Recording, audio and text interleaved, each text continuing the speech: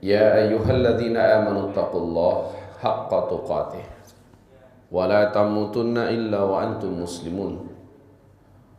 وقال سبحانه وتعالى يا أيها الناس اتقوا ربكم الذي خلقكم من نفس واحدة وخلق منها زوجها وبث منهما رجالا كثيرا ونساء واتقوا الله الذي تساءلون به والأرحام إن الله كان عليكم رقيبا.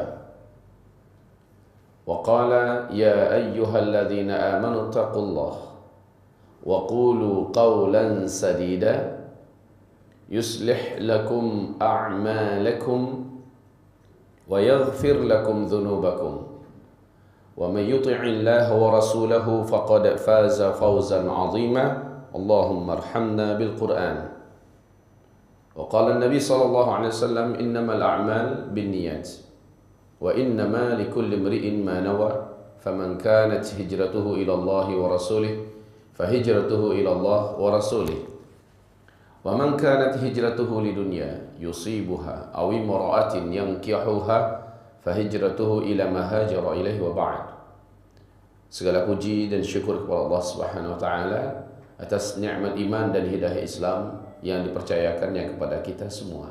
Semoga sampai akhir hayat hidayah dan nikmat iman ini tetap dapat kita pertahankan dan kita menjadi hamba-hamba Allah yang mukmin haqqan hendaknya. Amin. Salawat dan salam kita untuk kekasih Allah Muhammad Rasulullah sallallahu alaihi wasallam, amma ba'du. Masyiral muslimin wal muslimat sekalian, hamba-hamba Allah yang semoga senantiasa dalam rahmat Allah. Kajian kita pada siang hari ini tentang tema yang agak jarang disentuh oleh kalangan da'i dan para ulama, menyingkap tentang rahasia alam gaib. Dalam hal ini kita fokus kepada malaikat dan jin. Maka kita memulai dengan alam gaib yang paling rendah, yaitu alam gaib dari bangsa jin. Masyiral muslimin, seperti yang ada dalam slide kita, Allah Subhanahu wa taala menyebutkan tentang alam gaib ini dalam Al-Qur'an surah Al-Hasyr pada ayat yang ke-22. A'udzu billahi as-sami'il 'alim minasyaitonir rajim. Wallahu alladzi la ilaha illahu 'alimul ghaib wasyahadah. 'Alimul ghaib wasyahadah, yang mengetahui segala apapun yang gaib dan segala apa yang tampak. Dalam hal ini ibarat Allah yang kami muliakan, yang gaib adalah segala sesuatu yang oleh panca indera makhluk hidup, oleh manusia tidak dapat dijangkau, sementara dia ada. Maka ini adalah perkara yang gaib. Ibarat Allah yang kami muliakan, Allah memerintahkan kita untuk wajib mengimani yang gaib ini. Hal ini Allah sebutkan juga di dalam surat Al-Baqarah pada ayat yang ketiga. Alladzina yu'minuna bil ghaib. Orang-orang yang mereka beriman dengan hal-hal yang gaib. Taib. Perkara gaib yang ingin kita berbincangkan sekarang yaitu yang berkaitan dengan jin terlebih dahulu. Tentu saja setelah itu kita akan mengkomparasikannya atau memperbandingkannya dengan malaikat. Apa sih pentingnya untuk kita mengetahui hal ini? Urgennya apa? Kemudian dalam keseharian kita singgungannya di mana? Masya Allah, kaum muslimin yang kami muliakan. Untuk kita ketahui bersama, Allah Subhanahu wa taala mengumumkan kepada kita di dalam ayat yang sangat banyak dalam Al-Qur'an, seperti firman Allah, "Innama dzalikumus syaitan aduwwun lakum fattakhiduhu aduwwa." Allah mengatakan kamu punya musuh, dan musuh itu teramat sangat nyata. Walaupun dia tidak nyata secara fisik karena tidak dapat dilihat oleh kedua mata kita, tidak dapat didengar oleh kedua telinga kita, tidak dapat diraba dan disentuh oleh tangan kita, tetapi mereka sangat nyata kebencian dan bahaya mereka buat kita. Namanya musuh, mereka tidak akan pernah membiarkan kita dalam keadaan senang. Hidup ini akan dibuatnya susah. Walaupun kita sudah kafir kepada Allah. Apakah kita fikir musuh sejati kita itu yakni syaitan dari bangsa jin akan diam dan berpangku tangan? ah ini udah pasti masuk neraka, nggak usah diganggu lagi. Enggak. Walaupun dia sudah kafir, tetap saja yang namanya manusia dibenci oleh syaitan jin. Kaum muslimin hamba-hamba Allah yang kami muliakan, sebelum yang bersangkutan dapat digiring dan masuk ke dalam neraka, selama hidup di dunia, secara fisik pun yang bersangkutan akan tetap disakiti oleh syaitan jin ini. Dalam hal ini ibarat Allah yang kami muliakan, fenomena bukti adanya keberadaan jin dan syaitan itu, dan kita lihat interaksi mereka yang zalim pada manusia. Yang pertama, kasus adanya beberapa kesurupan pada sebahagian manusia tertentu. Sebagaimana juga terjadi mediasi di mana terjadi pembicaraan antara orang yang meruqyah orang yang sedang kesurupan dengan jin dan syaitan melalui tubuh orang yang disusupinya ini. Kemudian proses keluarnya jin atau syaitan dari tubuh ini menandakan ada. Seperti Rasulullah SAW pernah memukul dada salah seorang sahabat yang datang kepada Nabi, ya Rasulullah, salat saya kenapa sering lupa rakaat, lupa bacaan. Maka Nabi SAW mengatakan, mendekatlah. Ketika sahabat ini mendekat, Nabi langsung menepuk dadanya dengan keras. Dan apa kata Rasulullah? Ukhruj ya adu Allah. Ukhruj ya adu Allah. Keluarlah kamu wahai musuh Allah. Lihat bagaimana Rasulullah SAW perintahkan, keluarlah kamu wahai musuh Allah. Jelas ini yang disuruh keluar adalah jin dan syaitan. Ibarat Allah, hamba-hamba Allah sekalian yang kami muliakan, sesungguhnya Rasulullah bersabda dalam hadis Sahih Bukhari, sesungguhnya setiap manusia itu terlahir dalam keadaan fitrah. Seluruh manusia, mau dia dari keturunan orang Yahudi, mau dari keturunan orang Nasrani, atau dari orang yang tanpa agama sekalipun, mereka terlahir dalam keadaan fitrah, lurus, tidak menyimpang, dan tidak ada yang tidak normal, semuanya standar. Fajtalatsuhumus syayatin. Lalu syaitan-syaitan dari bangsa jin lah yang menjadikan mereka itu menyimpang dari fitrah mereka. Coba lihat sekarang, maraknya perilaku zina. Bahkan bukan hanya dilakoni dan digeluti oleh orang dewasa saja. Anak-anak kecil pun sudah mulai melakoni adegan-adegan zina seperti layaknya suami istri. La haula wala quwata illa billah. Ini tidak normal. Tapi itu terwujud sekarang ini. Kaum homoseksual, kaum lesbian atau LGBT, seluruh mereka ini tidak normal. Kita dapat buktikan orang-orang yang dalam hidupnya tidak normal, mereka pasti sudah diganggu oleh musuh sejati manusia, yaitu syaitan dari bangsa jin atau jin pendurhaka, jin marid. Ma'asyiral muslimin yang kami muliakan, saya pernah suatu ketika di depan Ka'bah 2 tahun yang lalu, bulan Ramadan, 10 hari terakhir. Ada seorang tua yang usianya sudah 93 tahun dari Pakistan, dari Islamabad. Orang tua ini sudah 11 kali dioperasi di berbagai tempat yang berbeda di tubuhnya. Dan dia sudah sangat lemah berjalan, sementara dia umrah sendirian. Saya kasihan melihatnya. Kedua lututnya sulit untuk dibawa melangkah, membawa badannya kemana-mana. Karena dia dekat dengan saya, tiap hari saya bacakan ayat-ayat Allah kepada kedua lututnya. Semoga Allah tidak menjadikan ini ria dan ujub, karena saya menceritakan apa yang saya lakukan pada orang tua ini berdampak positif kepada beliau.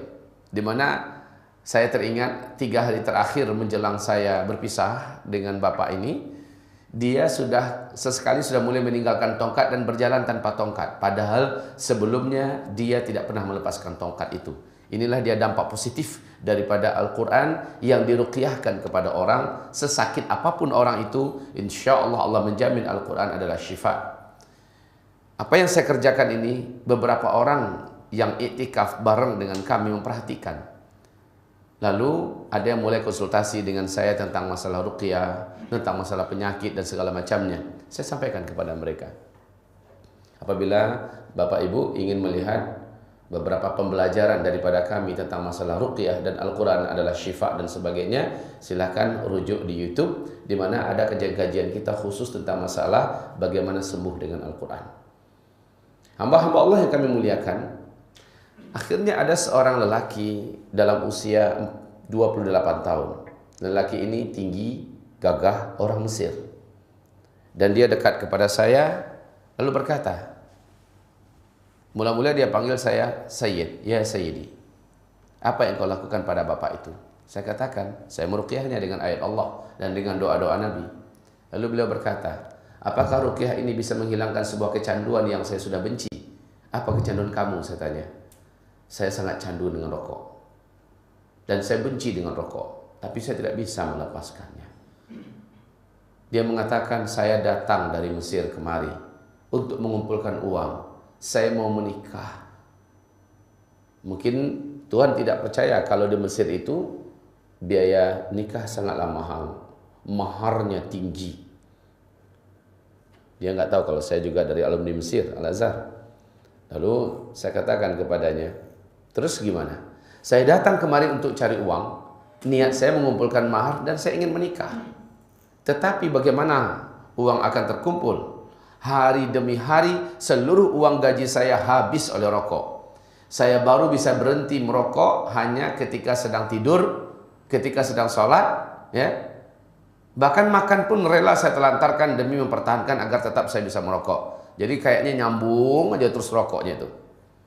Lalu dia berkata, demi Allah, saya sudah tidak sanggup lagi seperti ini berlama-lama.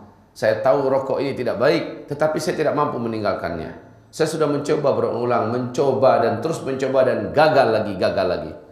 Saya katakan, apakah ini asli dan murni dari lubuk hati Anda yang paling dalam? Beliau mengatakan, wallah, iya demi Allah, katanya. Kalau begitu kata saya, sini, duduk tepat di hadapan saya. Saya pakai kursi lipat ya, di Tanah Haram itu kan banyak kursi-kursi lipat yang diwakafkan untuk duduk. Ya, saya duduk di atas kursi lipat itu, saya persilahkan anak muda ini untuk duduk tepat di hadapan saya dan sama-sama kami menghadap ke arah kiblat. Ka'bah jaraknya kurang lebih 75 meter dari kami. Saya letakkan telapak tangan kanan saya di dadanya, kemudian telapak tangan kiri di ubun-ubun kepalanya, lalu mulut saya dekatkan ke telinganya, yang sebelah kanan saya mulai membacakan ayat-ayat Allah SWT. Di tengah-tengah itu saya katakan dengan beberapa kalimat dengan bahasa Arab tentunya, wahai musuh Allah, kamu yang bersarang dalam tubuh pemuda ini, saya perintahkan kamu dengan nama Allah keluar. Pemuda ini tidak suka dengan kamu dan juga tidak menginginkan kamu lagi. Maka dengan ayat-ayat Allah, saya perintahkan kamu keluar dari tubuh lelaki ini. Suara saya pelankan agar tidak mengganggu orang-orang yang sedang tidur siang. Jadi ini kira-kira jam 2, jam setengah 3 ya. Ruqyah ini berlangsung tidak lama. Kalau saya tidak khilaf, paling-paling hanya 25-30 menit. Tidak lama. Penghujung ruqyah, telapak tangan saya yang ada di dadanya ini saya gedorkan di dadanya. Sambil sesekali saya katakan, ukhruj ya adu Allah. Ukhruj ya adu Allah. Karena saya yakin, pemuda ini mencintai rokok di mana asap dimasukkannya ke dalam mulutnya. Sementara dia benci dengan rokok. Tetapi dia tidak mampu meninggalkan rokok. Semacam ada dorongan yang begitu kuat untuk tetap merokok. Nah, saya yakin ini bukan dia lagi. Yang mencintai rokok itu bukan lagi si pemuda. Tetapi sudah ada makhluk lain yang menjadikan dia ketergantungan dengan rokok. Setelah saya gedor beberapa kali, dia pun terbatuk-batuk ringan, batuk-batuk ringan. Setelah itu selesai, ditutup dengan salawat. Kemudian kami bubar. Waktu asar masuk. Maghrib pun masuk. Dia tidak ada nampak. Biasanya nampak, sekarang tidak nampak. Waktu isya, dia juga masih nggak ada. Ya gimana mau ada, asal orang udah keluar saja menjelang asar, atau apalagi setelah asar nggak akan mungkin bisa masuk lagi ke Masjidil Haram. 10 terakhir apalagi orang berebut-rebutan untuk dapat masuk ke dalam masjid. Intinya selepas sholat tarawih pukul 12, pemuda itu datang dan mendadak saja saya dipeluknya kuat-kuat dan dia tidak mau melepaskan. Sambil berkata, syukran ya Syekh, jazakallah khair, jazakallah khair. Orang sana kalau jazakallah itu jim itu G ya. Jazakallah khair, jazakallah khair. Dari Sayyid saya dipanggilnya Syekh, ya. Saya katakan, ada apa dengan engkau? Dia berkata, demi Allah katanya, saya berbuka tadi aneh. Apanya yang aneh? Saya katakan, biasanya saya berbuka langsung dengan rokok, ya. Dan saya tidak akan melepaskan rokok ini kecuali apabila saya sudah sholat. Jadi tadi katanya tidak terfikirkan sedikit pun oleh saya tentang rokok. Saya berbuka seperti layaknya orang lain berbuka dengan kurma, dengan susu dan lain-lainnya. Yang kedua katanya, waktu maghrib ke isya, teman-teman saya mendekat sambil merokok. Dan saya merasa busuk dan jijik dengan bau asap rokok itu. Saya suruh mereka mendekat, menjauh dari saya. Padahal katanya sebelumnya, saya teringat dengan rokok dan sangat kuat ingin merokok. Serta bau asap rokok itu sangatlah enak bagi saya. Ini saya menjadi benci. Dan saya menjauhkan diri dan saya suruh mereka juga menjauh dari saya. Selepas isya, yang aneh juga katanya, ada teman saya menyodorkan rokok kepada saya. Saya merasa jijik dengan rokok itu. Ini subhanallah. Nah ini kaum muslimin, adanya sesuatu yang menyimpang daripada normalnya manusia. Coba, rokok itu pada hakikatnya normal nggak? Asap rokok yang begitu, pahit dan nggak jelas rasanya, mengganggu di lidah, di bibir, segala macamnya. Apabila kita orang normal mencoba mencicipi, luar biasa tidak enak. Tetapi kok ada orang menjadi kecanduan begitu? Bukan dia lagi. Bukankah kita tahu salah satu di antara energi daripada jin dan syaitan adalah asap. Sementara rokok itu adalah menghisap asap. Makanya dikatakan smoke. Ibarat Allah yang kami muliakan, akhirnya orang ini subhanallah, sebatas kami bersamanya, dia membenci rokok. Saya tak tahu perkembangannya bagaimana. Ini menandakan apa? Ketika diusir ukhruj ya aduallah, persis seperti Rasulullah SAW mengusir jin atau syaitan yang mengganggu sahabatnya sehingga tidak susah untuk mendapatkan khusyuk dalam solat. Selalu pecah dan buyar konsentrasinya, teringat yang macam-macam dalam solat. Bahkan banyak lupa-lupa dalam rakaat dan segala macamnya. Ketika dipukul dadanya oleh Nabi, ukhruj ya aduallah, ini menandakan syaitan itu ada dalam tubuh manusia. Dan memanglah kata Rasulullah SAW, sesungguhnya inna syaitan yajri fi ibni adam majrad dam fadayyiquhu bis-shaum. Sesungguhnya syaitan itu di dalam tubuh manusia adanya di dalam aliran darah, kata Rasul. Dan dia berpindah-pindah dari bagian tubuh manapun dengan sesuai dengan peraliran darah. Fadayyiquhu bis-shaum. Maka persempitlah para setan-setan itu mengalir di darah kamu dengan saum, dengan puasa. Ibarat Allah yang kami muliakan. Sekarang pembahasan kita, siapakah sebenarnya jin ini? Ingat ya, makhluk berakal yang Allah ciptakan itu cuma 3. Malaikat, manusia, dan jin. Enggak ada yang lain. Ustaz, bagaimana dengan setan? Bagaimana dengan iblis? Saya akan jelaskan perbedaan antara setan dengan iblis ini. Kaum muslimin yang kami muliakan. Secara sederhananya, iblis adalah seperti firman Allah, kana minal jin.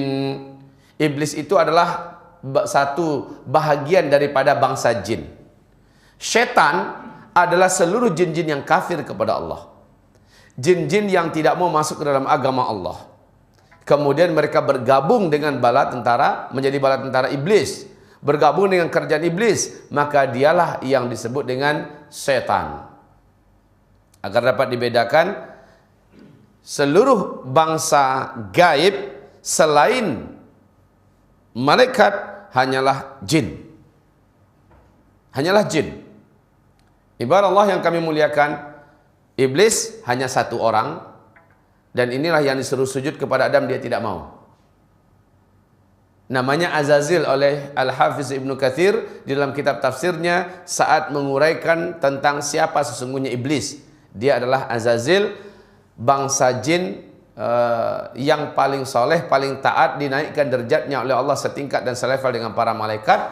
Lalu ketika Allah menghabisi seluruh jin-jin yang ada di muka bumi, maka iblis ini menghasung para malaikat agar Allah tidak usah lagi melanjutkan penciptaan makhluk baru di muka bumi.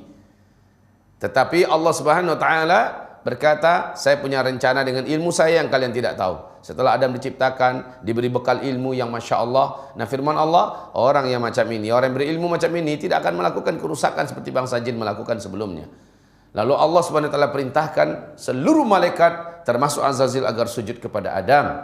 Namun seluruh malaikat sujud kecuali Azazil. Dia enggan. Aba wastakbar wa kana minal kafirin. Ya. Wa idh qulna lil malaikati isjudu li Adam fasajadu illa iblis. Seluruh malaikat sujud. illa iblis. Yang tidak mau adalah iblis. Iblis ini di ayat yang lain Allah mengatakan wa kana minal jin. Iblis itu termasuk dari bangsa jin.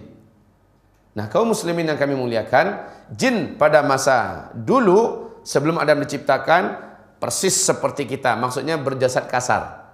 Punya panca indera yang kasar. Ya, belum lagi digaibkan oleh Allah Subhanahu wa taala. Ini satu-satunya jin yang tidak membangkang kepada Allah Subhanahu wa taala hanyalah Azazil yang dinaikkan ke langit. Setelah iblis, seluruh setan-setan, seluruh jin-jin yang ada di muka bumi dihabisi, iblis Azazil tidak mau sujud bersama dengan para malaikat kepada Adam. Allah berikan nama baru kepada si Azazil, namanya adalah Iblis. Lalu Allah usir iblis. Ukhruj minha, keluar kamu dari surgaku ini. Tidak pantas bagi hambaku yang ada tinggal dalam surga sementara dalam hatinya ada rasa sombong. Setelah iblis keluar, dia mendendam, lalu berdoa kepada Allah. Dia berdoa dan Allah kabulkan doanya. Doa iblis adalah, ya Allah, panjangkan umur hamba sampai hari kiamat. Allah kabulkan. Doa iblis yang kedua, ya Allah, izinkanlah hamba dan bangsa hamba dapat melihat manusia sementara mereka tidak dapat melihat bangsa kami. Allah pun mengabulkan. Iblis minta yang ketiga, izinkan hamba memperbanyak calon penghuni neraka dari kalangan anak cucu Adam ya Rabbal Alamin. Allah pun membenarkan dan mengizinkan, mengabulkan doa iblis ini. Masya Allah. Iblis dia kalau perlu apa-apa dia mintanya sama Allah. Lah kalau orang sekarang sempat perlu apa-apa enggak ke Allah, dia minta kalah iblis sama dia tuh. Kaum muslimin yang kami muliakan, ini yang iblis. Syaitan siapa lagi? Syaitan adalah seluruh makhluk yang menyesatkan hamba-hamba Allah dari jalan Allah. Ini syaitan. Dan syaitan itu terbagi dua. Silakan perhatikan kepada whiteboard. Apa ini tidak boleh bisa ditayangkan ke whiteboard. Perhatikan kepada whiteboard. Halo.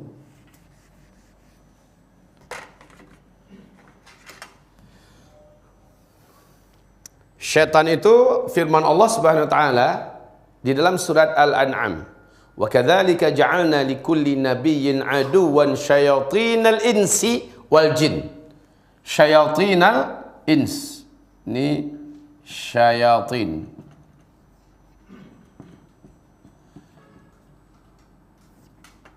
Al-ins dulu. Syaitan dari bangsa manusia. Wal jin. Syaitan dari bangsa jin. Ya. Syayatin al-insi wal jinni.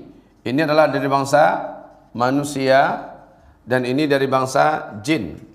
Nah, kaum muslimin, syaitan itu, syaitan jamak daripada syaitan. Syayatin jamak daripada syaitan. Oh. Enggak ada, pena hitamnya enggak ada.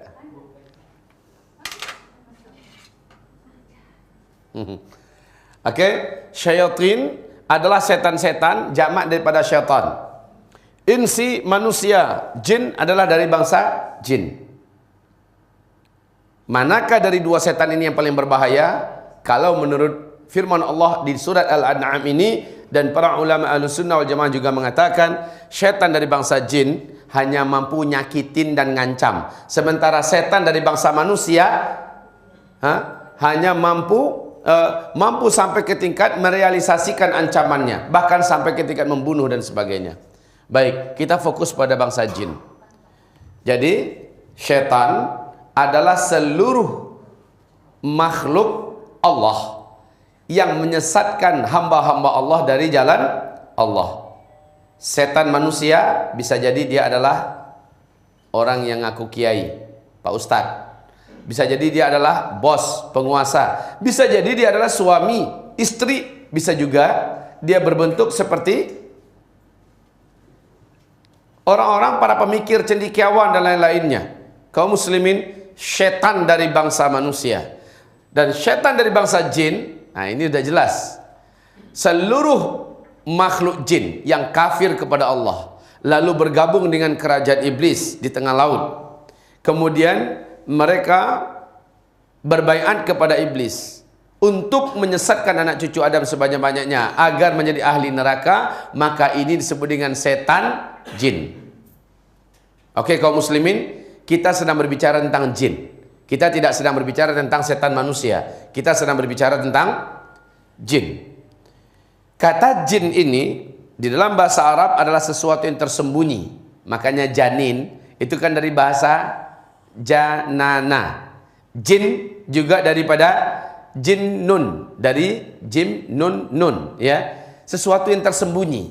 Jannah yang diartikan dengan surga, saking lebat dan tebalnya pohon-pohonan yang ada, daun-daunan yang ada dalam surga, makanya surga itu disebut dengan jannah. Janin itu adalah sesuatu yang tersembunyi di dalam perut berlapis-lapis, ya, makanya disebut dengan janin, saking tersembunyinya. Jin sangat tersembunyi dari panca indera makhluk manusia yang bertubuh berwujud kasar ini. Nah, ibarat Allah yang kami muliakan, Allah Subhanahu wa taala menyebutkan bahwa mereka terhalang dari dapat dijangkau oleh panca indera kita, bangsa jin ini. Tapi mungkinkah jin ini menampakkan diri, atau mungkinkah kita melihat bangsa jin? Jawabannya, sepakat para ulama Ahlussunnah wal Jamaah mengatakan tentang masalah jin. Saya rekomendasikan, tolong cari di toko-toko buku tentang buku yang ini. Buku rujukan utama di Timur Tengah seputar jin. Judulnya adalah Ruqyah kalau diterjemahkan ke bahasa Indonesia oleh Syekh Wahid Abdus Salam Bali. Ini insyaAllah ta'ala buku yang syarat dan padat informasi berkaitan dengan alam gaib, yakni bangsa jin. Silakan kaum muslimin, jin itu dapat memindahkan dirinya ke alam manusia sehingga dapat dilihat oleh manusia. Ya, Allah izinkan. Tapi mereka Allah takdirkan hanya dalam beberapa bentuk. Ada yang berbentuk ular, ada yang berbentuk anjing, ada yang berbentuk kucing, ya. Binatang-binatang tertentu yang disebut oleh Nabi Muhammad sallallahu alaihi wasallam. Sehingga kalau ada nampak ular di tempat yang enggak normal, di rumah kita, rumah bersih. Bisa jadi lantai 2 atau lantai 3. Di dalam rumah ketemu oleh kita ular melingkar berwarna hitam. Kan nggak normal, maka jangan langsung dibunuh tuh ular. Kata Rasulullah SAW, perintahkan dia keluar. Sebutkan nama Allah, ingatkan perjanjiannya dengan Nabi Sulaiman, suruh dia keluar. Kalau itu jin, dia keluar. Dari lubang mana dia keluar? Kadang-kadang aneh Pak, dia masuk ke arah dapur, tahu-tahu kita lihat lagi ke dapur, dia sudah nggak ada. Begitu cepatnya dia hilang. Kadang-kadang di atas dipan, tempat tidur. Nah, pernah sahabat saat dia pulang dari perang, ditemukannya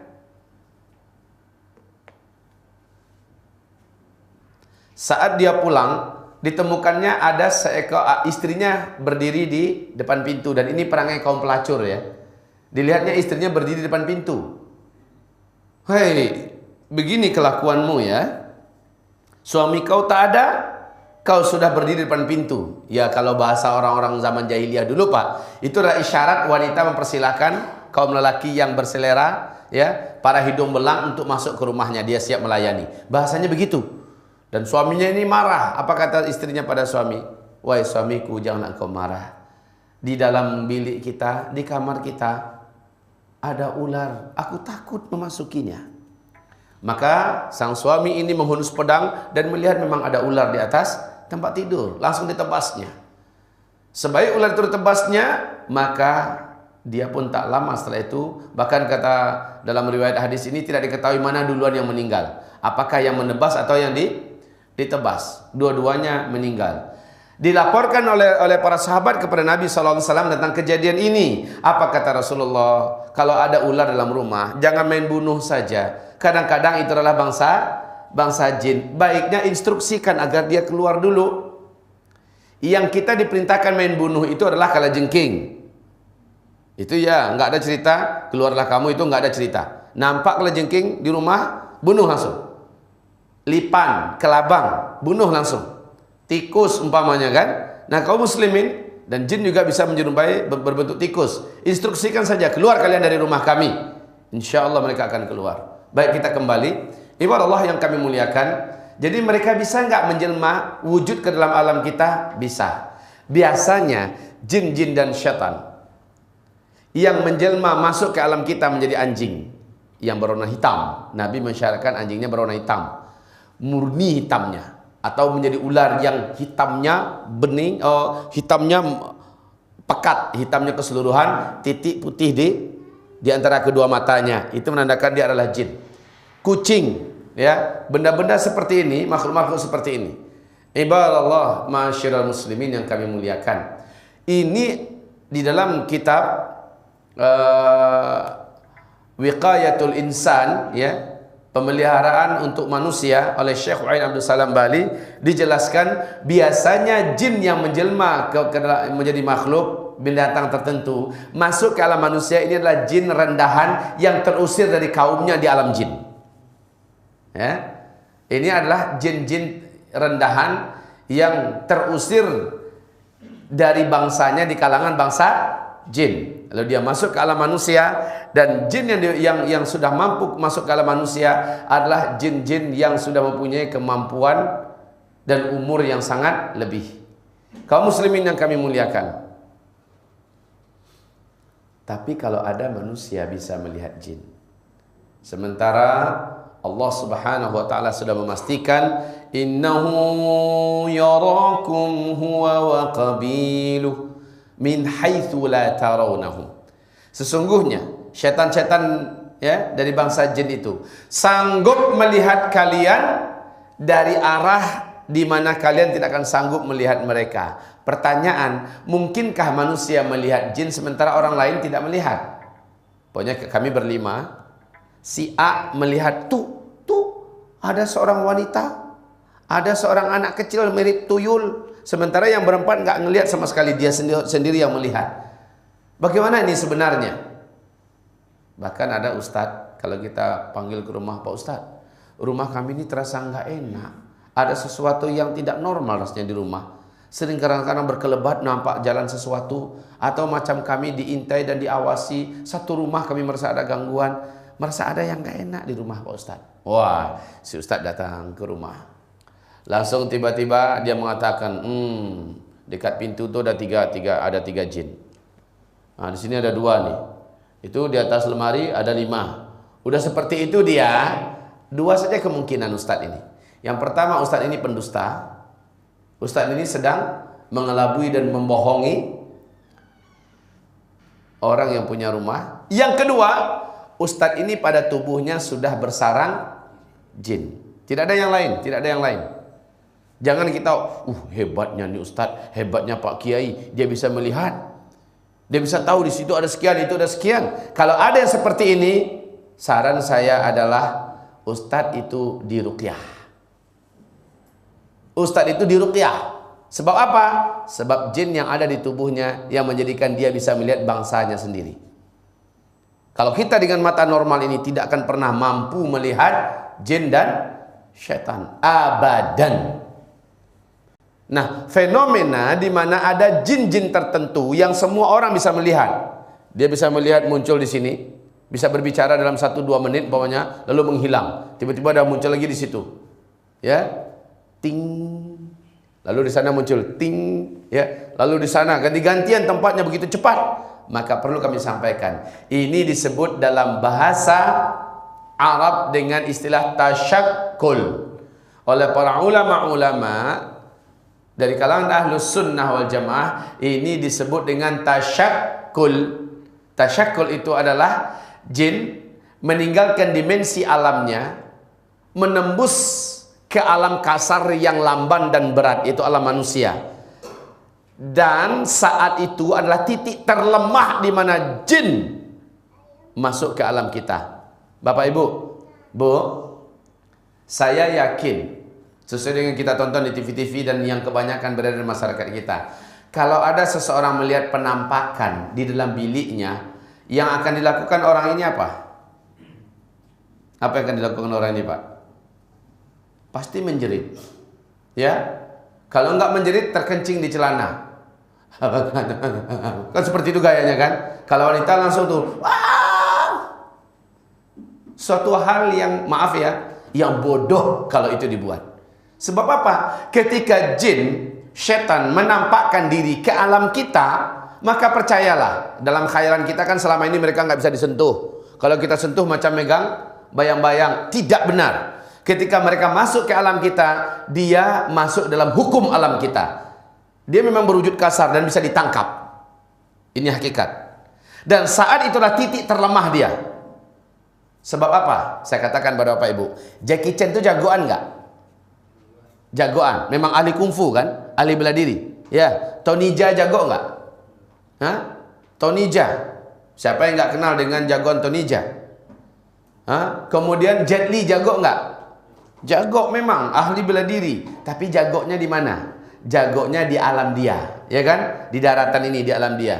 Coba sekarang Tony Jaa, Jet Li yang lain-lain itu lemparkan dia ke laut, suruh kelahi dengan ikan hiu. Menang mana? Menang mana? Ikan hiu itu bisa bersilat, bisa kungfu nggak? Kenapa Jet Li, Jackie Chan, lain-lainnya itu bisa kalah? Sebab apa? Itu bukan alam dia. Perlu diingat ini ya. Itu bukan alam dia. Di alam yang bukan alamnya, alam itu sangat menyiksa. Sejago-jago ahli renang, ahli selam, berapa lama sih dia mampu menyelam? Berapa lama mampu menyelam? Paling hanya 5 menit, ya. Paling hanya 5 menit, paling lama. Itu udah hebat bener tuh orang. Kalau sanggup menyelam selama 5 menit, pasti dia akan muncul karena dia memerlukan alamnya kembali. Dan semasa dia dalam air, gerakannya lamban. Dia akan menjadi mangsa makhluk-makhluk berbahaya yang ada di dalam air itu. Nah sekarang kebalikan. Seorang ibu pegang pisau dapur, disuruh berhadapan dengan ikan hiu yang paling ganas, tetapi ikan hiu itu dilemparkan ke dapur. Ibu pegang pisau dapur, menang mana kelahi itu? Hah? Pasti menang ibu. Walaupun tuh ibu nggak jagoan kelahi, nggak usah dia apa-apain ikan hiunya, tunggu aja gak setengah jam mati itu kan hiu, betul nggak? Apalagi kalau ibu ini menusukkan pisau tadi. Jagonya ikan hiu hanya di alamnya. Tapi kalau sudah masuk ke alam kita, dia menjadi mangsa kita, dia menjadi korban kita. Betul? Begitulah hakikatnya kita dengan jin di alam jin. Apabila dia masuk ke alam kita, sesekali jangan pernah kita merasa takut kepadanya. Persis pernyataan Imam Mujahid rahimahullah, bila engkau melihat syaitan menampakkan diri kepadamu dalam wujud apapun saja, maka hinakanlah dia, ambil benda apa yang ada di dekatmu dan lemparkan kepadanya. Bismillahirrahmanirrahim, Allahu Akbar. Kalau Nabi Muhammad Pak, dalam sholat tahajudnya, beliau diganggu oleh syaitan. Ya, dalam sholat tahajudnya, apa yang dibuat oleh Nabi? Apa yang dibuat oleh Nabi Muhammad? Langsung dicengkramnya dengan tangannya, kemudian dipegangnya leher daripada setan tersebut. Setan tersebut mengecil sampai lehernya, lidahnya menjulur, kata Rasulullah SAW, sampai ke batas lutut daripada jin ini. Jinnya menjadi kecil, kemudian lidahnya menjulur. Kata Rasulullah, kalaulah aku tidak ingat dengan perjanjian saudaraku Sulaiman dengan bangsa jin, bahwa tidak ada lagi manusia yang akan menguasai jin setelah ini, pasti dia akan saya ikat di tiang. Jadi Pak, kalau itu jin sempat menampakkan diri ke alam kita, lalu kita tangkap Pak, dia pasti kita dapatkan. Pak, dia pasti kita dapatkan. Ya, lalu kita ikat dia jatuh ke dalam hukum alam kita. Dia terikat sebagaikan seekor kelelawar yang kita tangkap. Lalu kita ikat di dinding. Macam itulah hukumnya. Sampai besok pagi anak-anak kecil mampu melihat ini jin. Tapi sudah dalam wujud kasar, ya, dalam bentuk fisik yang kasar. Begitu kaum muslimin. Makanya dalam perjanjian di alam jin, haram bagi jin menampakkan diri di hadapan manusia, karena ini pantangan dan undang-undang yang ketat di alam bangsa jin. Tidak boleh menampakkan diri kepada manusia, apalagi manusia itu manusia yang beriman. Karena bisa-bisa dia dibunuh oleh orang yang beriman. Kaum muslimin, hamba-hamba Allah yang kami muliakan. Jadi, fenomena jin menampakkan diri ke alam manusia disebut dengan tasyakkul. Tasyakkul. Jin manakah yang mampu menampakkan diri kepada manusia? Hanyalah jin yang usianya sudah ratusan tahun, bahkan ribuan tahun. Jin ini dapat mati. Seluruh jin yang ada, setan yang ada dapat mati. Dan kita bisa membunuhnya, Pak. Jika kita menginginkan, saat dia mengganggu kita, kita bisa membunuhnya. Allah berikan kita senjata. Salah satunya surat Al-Baqarah ayat kursi. Ini bisa membakarnya.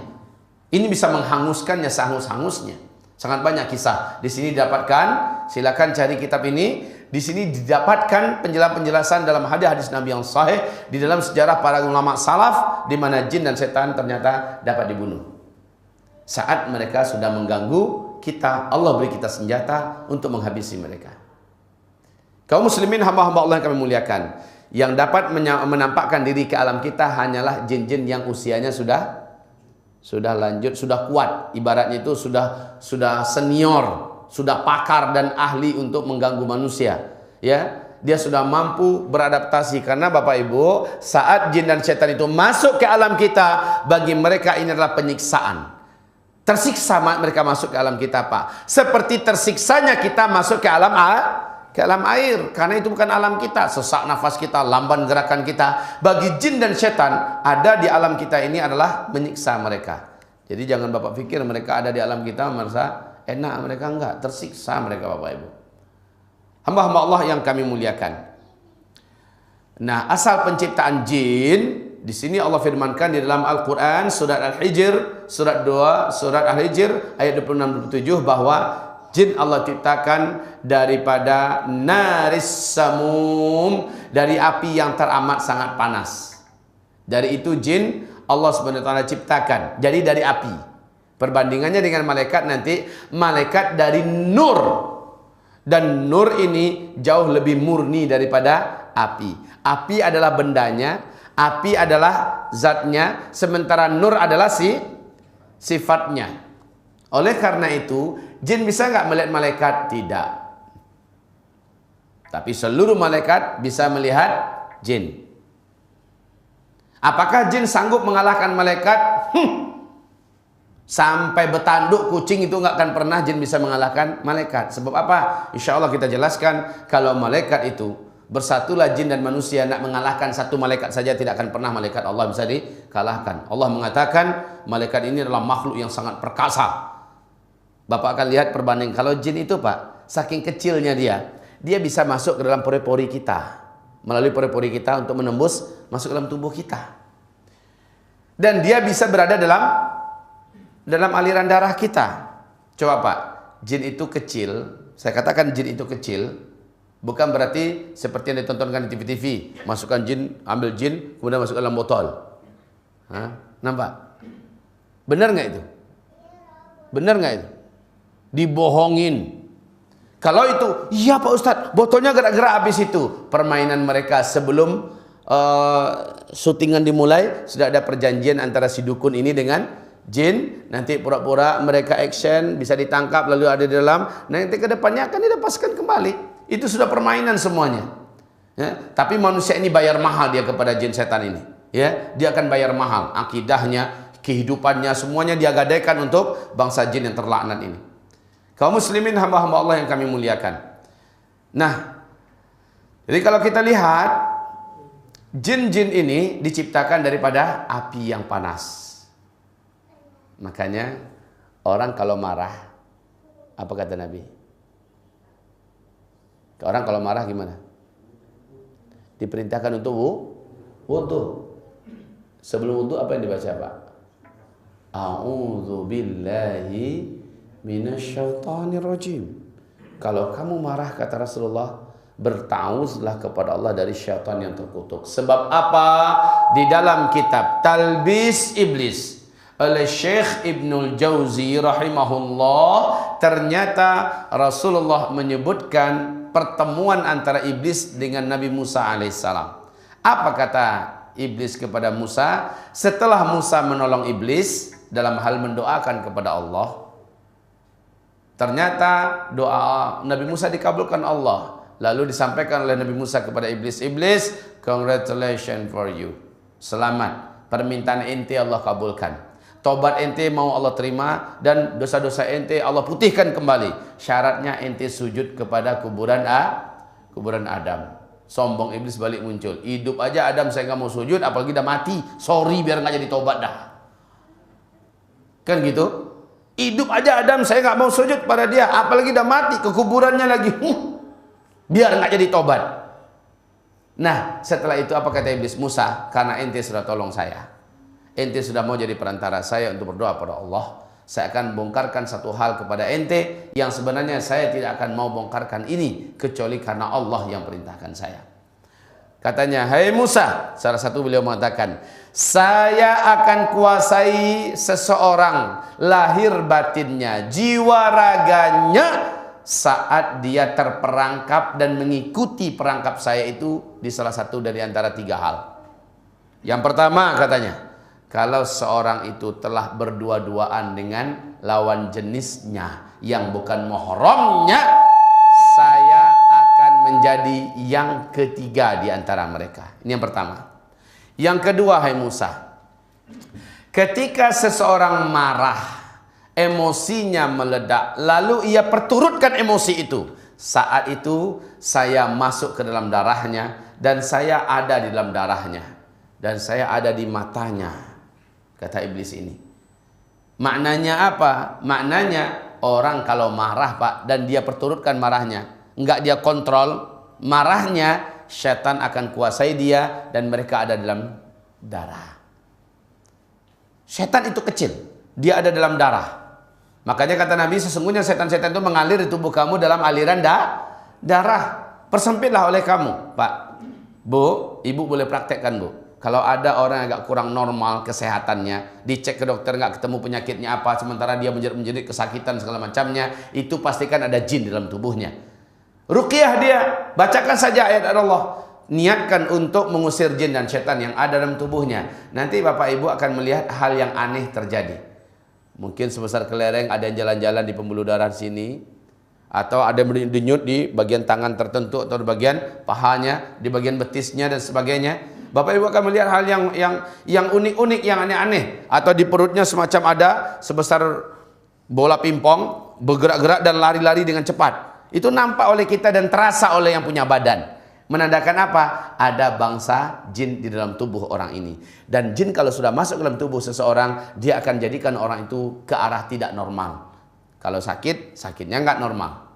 Kalau punya selera, seleranya tidak normal. Ya, ada penyimpangan. Fajtalathumush syayatin, maka setan-setanlah yang menjadikan mereka menyimpang dan tidak normal. Jadi jin dan setan itu diciptakan oleh Allah dari narsamum, dari api yang sangat panas. Baik. Ibadallah, ma'asyiral muslimin yang kami muliakan. Antara beda jin, setan dan iblis saya sudah sampaikan. Kalau ada yang ragu, boleh ditanyakan nanti, Ustaz, begini, apa sebenarnya, silakan untuk ditanyakan. Taib ibadallah yang kami muliakan. Apakah seluruh jin jahat? Oh tidak. Jin itu ada yang baik, ada yang fasik, ada yang jahat. Apakah seluruh jin itu setan? Tidak. Seluruh setan pasti jin, tapi tidak seluruh jin adalah setan. Ya Bu ya. Seluruh setan pasti jin, tapi tidak seluruh jin itu adalah setan. Ya. Ibarat Allah yang kami muliakan, ada setan yang beriman, jin-jin yang beriman itu ada. Jin yang beriman, ya, jin yang masuk Islam. Kayak kita ketika Allah berfirman, "Wa ma khalaqatul jinna wal insa illa liya'budun." Aku tidak ciptakan jin, aku juga tidak ciptakan manusia, illa liya'buduni, kecuali agar mereka beribadah kepada aku. Berarti di antara jin juga ada yang menyembah Allah, beriman kepada Allah, masuk dalam Islam, bersyahadat. Bahkan dalam surah Ar-Rahman Allah memastikan penghuni surga bukan hanya manusia, tetapi juga adalah bangsa jin yang juga beriman dan menyembah Allah semasa hidup di dunia. Namun jin sekali lagi persis dengan kita. Mereka juga ada yang preman, Pak. Ada yang preman. Dikatakan muslim-muslim tapi ganggu itu hobi. Mencuri suka, ya. Kemudian nyakitin orang, nakut-nakutin orang, ya, khususnya anak cucu Adam, itu dia suka, apalagi pada orang yang takut kepadanya. Setan-setan yang nakal tuh Pak, kalau ada manusia takut dengan jin, waduh, jin yang kayak gitu tuh iseng banget tuh ke orang. Kalau ada orang takut dengan jin, maka jin paling suka dengan orang yang takut kepadanya. Apa dalilnya?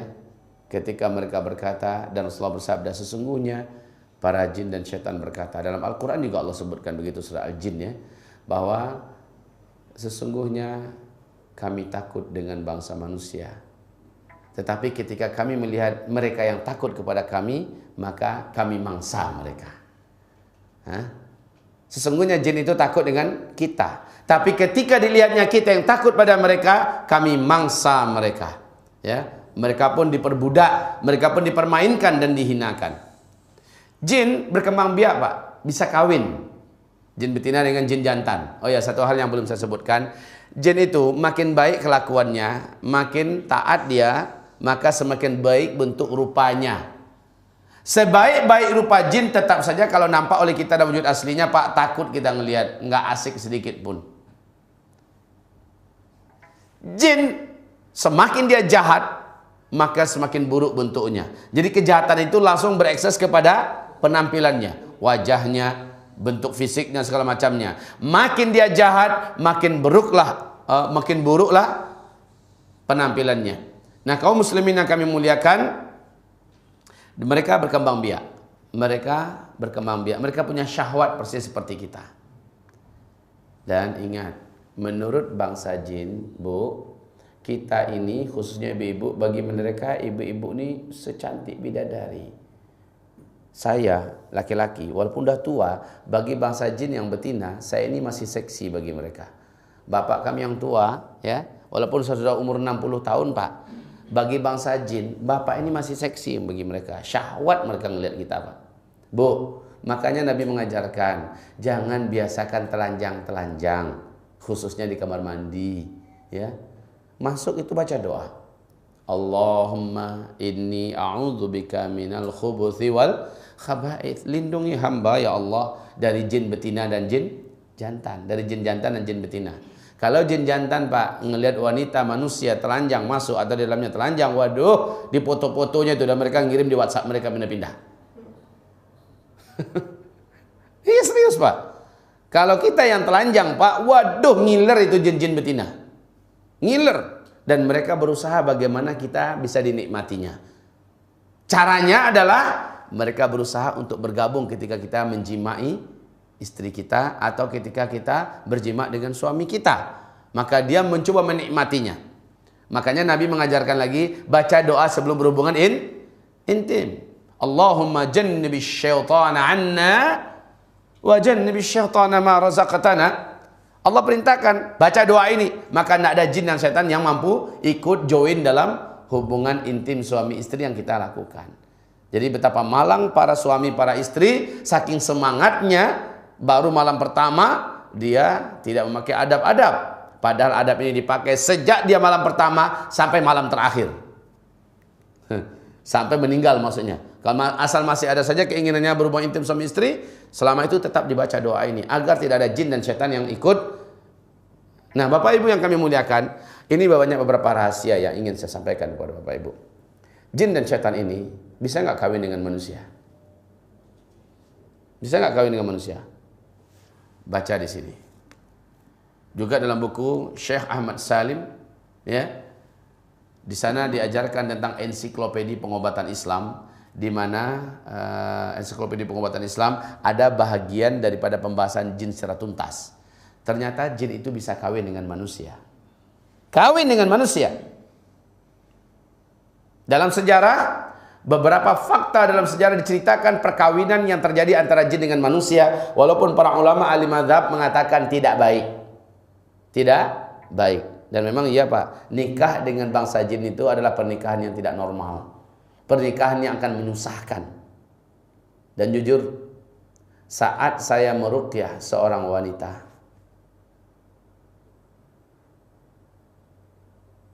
jinnya bicara. Saya kenal dengan Ustaz. Saya adalah seorang wanita jin beragama Hindu dari Bali. Saya adalah ratunya para jin di daerah Bali. Saya adalah putri daripada Raja Jin Bali yang bernama Anu. Dia perkenalkan juga namanya siapa. Terus, kamu mau apa dalam tubuh wanita ini? Saya katakan. Saya tadi melihat pengajian Ustadz di masjid itu. Ini di Jami' Pasir, Pak, di Bukit Tinggi, Sumatera Barat. Saya tadi ikuti pengajian Ustadz. Saya ada pengajian duha, ya, pengajian duha sampai jam 11 di bulan Ramadan itu ya. Lalu setelah itu saya zuhur berjamaah dengan jamaah, kemudian saya pulang. Di rumah ya, seorang wanita kesurupan. Ya. Kemudian saya tanyakan kepada jin ini, kamu mau apa? Saya mau Ustadz menikahi saya. Mande. Saya mau Ustadz menikahi saya. Ustadz katanya, saya ini adalah jin yang tercantik di alam saya. Saya adalah putri Raja Jin di daerah Bali. Saya katakan kepadanya, minta maaf. Saya hanya akan menikah dengan manusia. Itu bangsa saya. Kamu menikahlah dengan bangsa kamu. Oh ya, kejadian ini setelah saya suruh dia syahadat ya. Setelah diajak dia masuk Islam, dia mau masuk Islam. Ya. Akhirnya singkatnya, saya perintahkan dia, menikahlah kamu dengan bangsa jin. Apa katanya? Setelah saya masuk Islam ini, saya tidak akan mungkin diterima lagi oleh ayah saya. Saya tidak akan mungkin lagi diterima oleh kaum saya. Maka saya katakan kepadanya, pergilah kamu ke masjid kita yang tadi kamu dengar saya ceramah di sana. Di situ ada jin-jin muslim, ada pemuda-pemuda jin muslim. Kamu bisa menikah dengannya dan hiduplah selaku orang-orang sebagai jin-jin yang beriman kepada Allah. Singkatnya Pak, selesai. Jadi ketika saya tanyakan, gimana cara kamu akan berhubungan dengan saya? Dia katakan, gampang Pak Ustadz. Saya pakai tubuh wanita ini, dan Ustadz menikahlah dengan dia, lalu Ustadz sudah menikah dengan saya. Nah, coba bayangkan tuh. Ibu, hati-hati. Kadang-kadang jasad ibu dipakai oleh mereka untuk dapat menikmati suami ibu. Kalau ibu tidak ingatkan sang suami dan ibu sendiri membaca doa perlindungan diri sebelum berhubungan intim. Kalau saya mau ceritakan ini panjang luas. Saya sarankan Bapak Ibu kalau ingin luas pengetahuannya tentang seluk-beluk alam jin, bacalah kitab Syekh Wahid Abdul Salam Bali ini, di mana Allah memberikan kepada beliau keluasan wawasan tentang masalah alam jin ini sesuai dengan informasi-informasi wahyu, sementara hadis Nabi yang sahih juga mendukung dan para ulama-ulama salaf juga menguraikan. Taib. Jin berkembang biak. Bahkan dikatakan dalam sejarah di kitab Talbis Iblis oleh Syekh Ibnul Jauzi, iblis ternyata punya 5 orang anak. Dan kelima-lima ini menjadi andalan iblis untuk menyesatkan seluruh cucu Adam di muka bumi ini. Salah satu anak iblis khusus kerjanya adalah mencerai-beraikan rumah tangga orang yang berumah tangga di bumi ini. Salah satu kerja daripada anak iblis. Bagaimana orang yang berumah tangga, perceraian terjadi dalam rumah tangganya. Nah, Bapak Ibu mungkin sudah mendengarkan, membaca buku Al-Kabair, 70 dosa-dosa besar yang ditulis oleh Imam Az-Zahabi. Di sana dijelaskan bahwa Nabi Muhammad SAW berkata, sesungguhnya iblis tidaklah bangga dengan setan yang berhasil menyesatkan orang soleh sehingga menjadi pezina, menyesatkan orang soleh sehingga menjadi makan yang haram, menyesatkan orang soleh sehingga membunuh orang. Belum bangga dia. Tapi kalau ada didengarkan oleh iblis setan yang berhasil memecah belah rumah tangga orang sehingga orang itu jadi tidak akur dan memusuhan dan akhirnya bercerai, maka setan memuji orang ini, iblis akan memuji setan ini, memeluk setan ini dan menaikkan pangkatnya, meletakkan posisinya menjadi naik. Masya Allah. Ya. Nah, kaum muslimin mereka turun-temurun. Mereka turun-temurun, beranak pinak. Oleh sebab itu ibarat Allah yang kami muliakan, seperti firman Allah Subhanahu wa taala, kana minal jinni fafasaqa an amri rabbih afatattakhidunahu wa dzurriyyatahu awliya. Di ayat ini Allah katakan surah Al-Kahfi ayat 50, apakah engkau hai manusia akan jadikan jin-jin dan setan-setan itu sebagai sekutu-sekutu kalian dan anak keturunannya. Anak keturunannya berarti dia punya anak keturunan. Dia macam kita, Pak, bayi, balita, remaja, dewasa, tua, dan mati. Seluruh jin, seluruh setan. Yang lama mati itu cuma 1 ekor saja, iblis. Ya. Hanya 1 ekor saja yang lama mati. Kapan matinya? Saat sangkakala pertama sudah ditiupkan. Ya, itulah dia umur iblis. Sejak Adam diciptakan, dia sudah ada duluan, dan matinya paling terakhir nanti. Yang mencabut nyawa iblis adalah malaikat maut. Setelah malaikat maut mencabut nyawa iblis, jeritan iblis itu kata Rasulullah terdengar sampai ke lapisan arash. Ya, sampai ke arash Allah, lapisan langit ke-7. Setelah itu barulah Allah yang maha agung, maha perkasa mencabut nyawa malaikat maut. Ya. Nah, kaum muslimin yang kami muliakan, yang panjang umur hanya iblis seorang. Jangan Bapak pikir jin-jin dan setan itu umurnya panjang-panjang, nggak bisa mati-mati. Khata, salah itu. Taib. Apa sih visi misi setan? Sederhana saja, memperbudak manusia dan menyesatkan manusia agar menjadi ahli neraka. Di dunia sengsara, hidupnya celaka, dalam kubur disiksa, di padang mahsyar juga menderita, dan masuk neraka kekal selama-lamanya. Itu visi misi setan dan jin yang ada di muka bumi.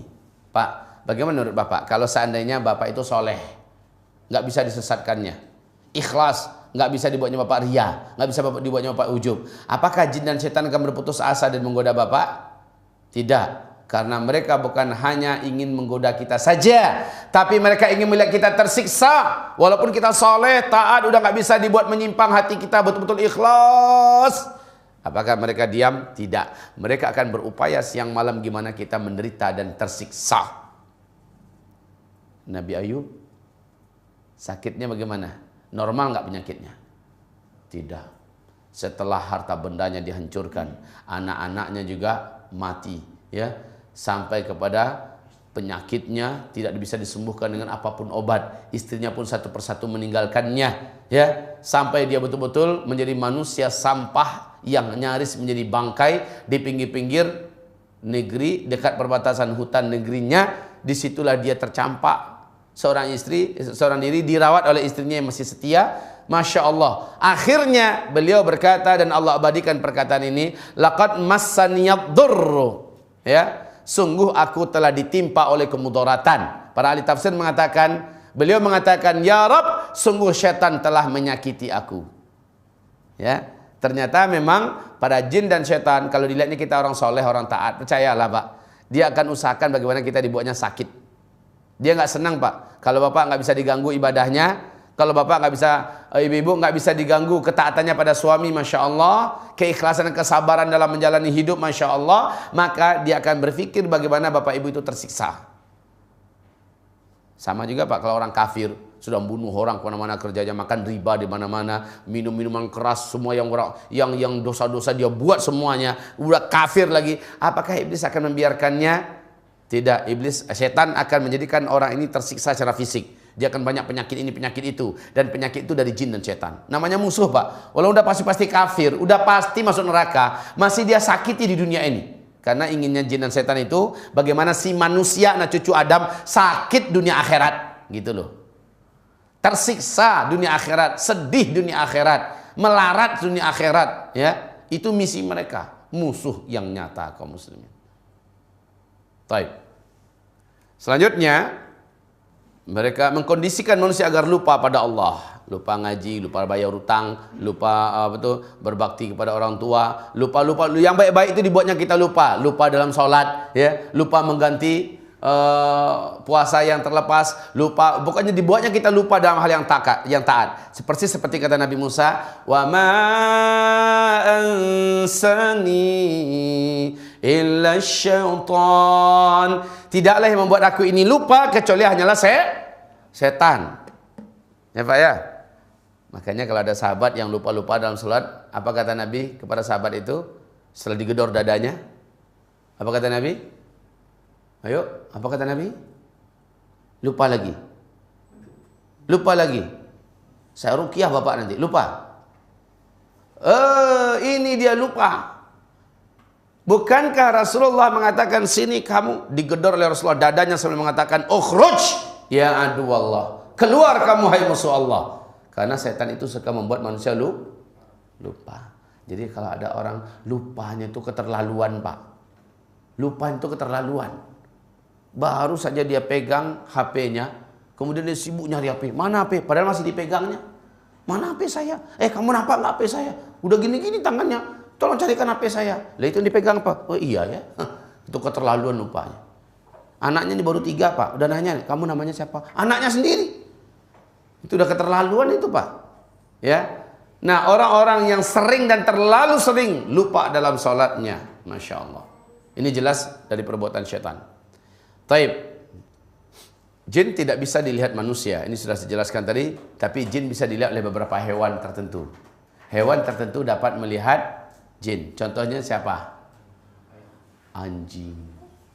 Makanya kalau kata Rasulullah, "Idza sami'tum nuhaqal hamiri fa innaha ra'at syaitanan fasta'idzu billahi min syarri ma ra'at."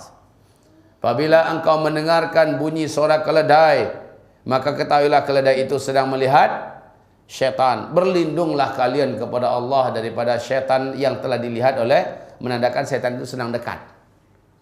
Idza sami'tum tubahal kilab wa nahiqal humur bil lail fata'awwadhu billah fa innahunna yarayna ma la tarawun. Bila kalian mendengar anjing melolong di tengah malam, bila kalian mendengar suara keledai meringkih, ya, maka ketahuilah oleh kalian sesungguhnya binatang-binatang ini sedang melihat syaitan yang kamu semua tidak bisa melihat. Jadi ada beberapa binatang yang bisa melihat. Bapak Ibu kalau mendengarkan lolongan anjing baca apa?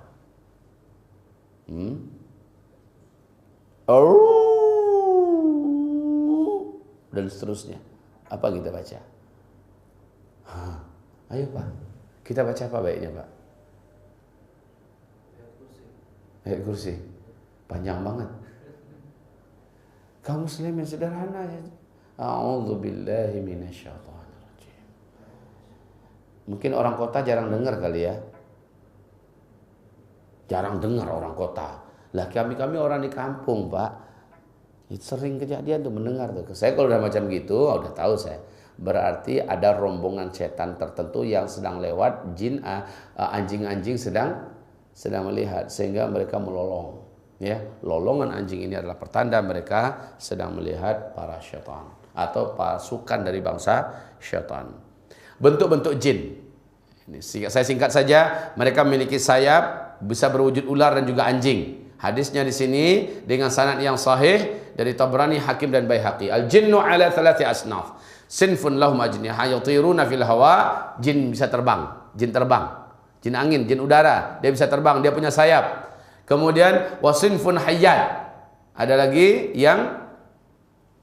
yang melata di permukaan bumi seperti ular. Binatang yang melata di permukaan bumi. Wasinfun yahilluna wa yad'anun. Dan satu kelompok lagi komunitas jin adalah komunitas jin yang suka safar. Melakukan perjalanan ke sana, jalan ke sini ya, nyari mangsa-mangsa baru. Nah, ini kaum muslimin yang kami muliakan, bentuk-bentuknya kepalanya mirip pohon zakum. Pernah lihat pohon zakum? Gampang, buka saja Mr. Google, lihat di situ, tulis saja pohon zakum. Sudah ditemukan beberapa tanam-tanaman dari pohon zakum yang sekarang ini Pak, Masya Allah, bentuk buahnya mirip dengan tengkorak kepala orang. Bentuk buahnya, dan itu berduri, mengerikan, seperti orang yang kena siksa, menganga. Ya, pohon zakum. Innaha syajaratun takhruju fi aslil jahim tal'uha ka'annahu, ya, sesungguhnya dia itu pohon zakum adalah sebatang pohon yang keluar dari dasar neraka yang menyala-nyala, mayangnya seperti kepala setan-setan. Dan kami sudah pernah melihat itu.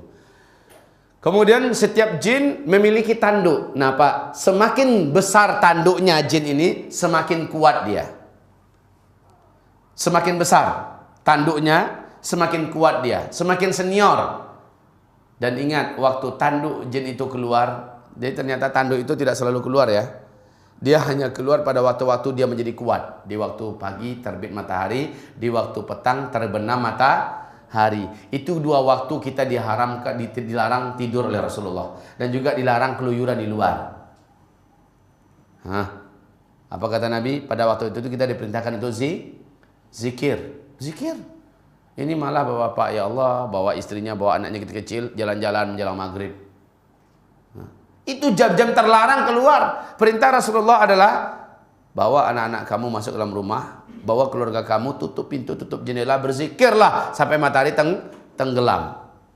Karena itu adalah waktu di mana setan paling banyak berkeluyuran. Lah, setan itu berkeluyuran dalam kondisi tenaganya sedang maksimal tuh Pak. Dan jumlah mereka sebanyak-banyaknya, mereka memperbanyak mencari calon-calon mangsa yang akan mereka ikuti dari belakang. Jumlahnya berapa? Wallahu a'lam. Bisa 2, 3, 5, 10, 100 ya, mengikuti satu orang. Ketika orang ini masuk ke rumah, nggak baca bismillah lagi masuk rumah. Masuk rumah baca apa biasa? Salah. Masuk rumah itu disunahkan dalam hadis adalah baca bismillah, bukan assalamualaikum. Bismillahirrahmanirrahim. Kalau ada orang baru baca assalamualaikum, ya. Ada orang baca assalamualaikum. Kalau nggak ada, bismillahirrahmanirrahim. Walaupun sebagian ulama ahli madhab fikih boleh membaca assalamualaikum, tapi setelah bismillah. Nah, kata Rasulullah, siapa yang masuk rumahnya dan dia baca bismillahirrahmanirrahim, setan yang mengekor dari pasar, setan yang mengekor dari kuburan, setan yang mengekor dari jalanan, dimanapun saja setan-setan itu, tidak satu pun di antara mereka yang bisa ikut masuk ke dalam. Semacam ada benteng gaib yang menjadi penghalang sehingga setan ini nggak bisa masuk. Saat orang ini masuk dalam rumahnya, baca ajarkan anak-anak kita. Kadang-kadang setan itu masuk rumah melalui anak-anak kita. Ajarkan anak kita sebelum masuk rumah, nak, kaki kanan baca bismillah, nak ya. Anak-anak kita ini apalagi yang sore-sore main di luar Pak, dia pulang pasti bawa setan itu, pasti bawa jin. Dan mereka itu paling suka menginap di rumah manusia agar bisa bersyirikat dengan manusia dalam rumah itu, dalam makanan, dalam minuman dan lain-lainnya. Betul tidak? Kata Nabi sallallahu alaihi wasallam, ketika setan merasa terhalang masuk ke rumah orang ini, dia berkata kepada saudaranya, pergilah kalian, tidak ada tempat menginap bagi kalian dalam rumah ini. Betul tidak? Ini hadisnya. Tidak ada yang akan kalian makan, tidak ada yang akan kalian minum. Tapi kalau orang ini masuk saja tanpa membaca bismillah, insya Allah setan ikut masuk. Dan aktivitas kita di rumah, mereka pun ikut berserikat dalam aktivitas itu. Kita makan, dia ikut makan. Kita minum, dia ikut minum. Kata Nabi, jangan kamu biarkan makanan kamu ternganga, terbuka. Sesungguhnya syaitan makan minum di situ, kemudian serta pipis di situ. Mirip tikus, Pak. Tikus itu di mana dia makan, kencing nggak di situ dia? BAB nggak di situ dia? Mirip lalat. Ini makhluk-makhluk kotor ini semua nih. Nah, tikus itu seperti itu kata Rasulullah. Nah, ini kaum ibu-ibu yang perlu diingatkan ini ya Bu ya. Walaupun hanya lidi, tongkat kecil yang kamu letakkan. Jadi ini permukaan mangkok yang ada makanan. Apakah itu sup, apakah kue-kue segala macamnya. Kalau nggak ada tutup yang menutup rapat seperti buku dan tutup resminya, setidak-tidaknya ambil tongkat kata Rasulullah. Letakkan di atas, lalu bacalah bismillahirrahmanirrahim. Bacalah bismillahirrahmanirrahim. Maka Allah akan menjadikan satu wadah yang ada di dalamnya ini, seluruh makan itu akan terbentengi oleh benteng gaib dari sisi Allah, di mana makhluk gaib tidak mampu mengganggu di situ. Ini Bapak Ibu yang kami muliakan. Jadi bentuk-bentuk jin kita sudah tahu, mereka berkepala mirip pohon zakum dan memiliki tanduk. Di mana tempat tinggal mereka? Tempat tinggal yang paling pasti selalu ada itu Pak adalah kamar mandi.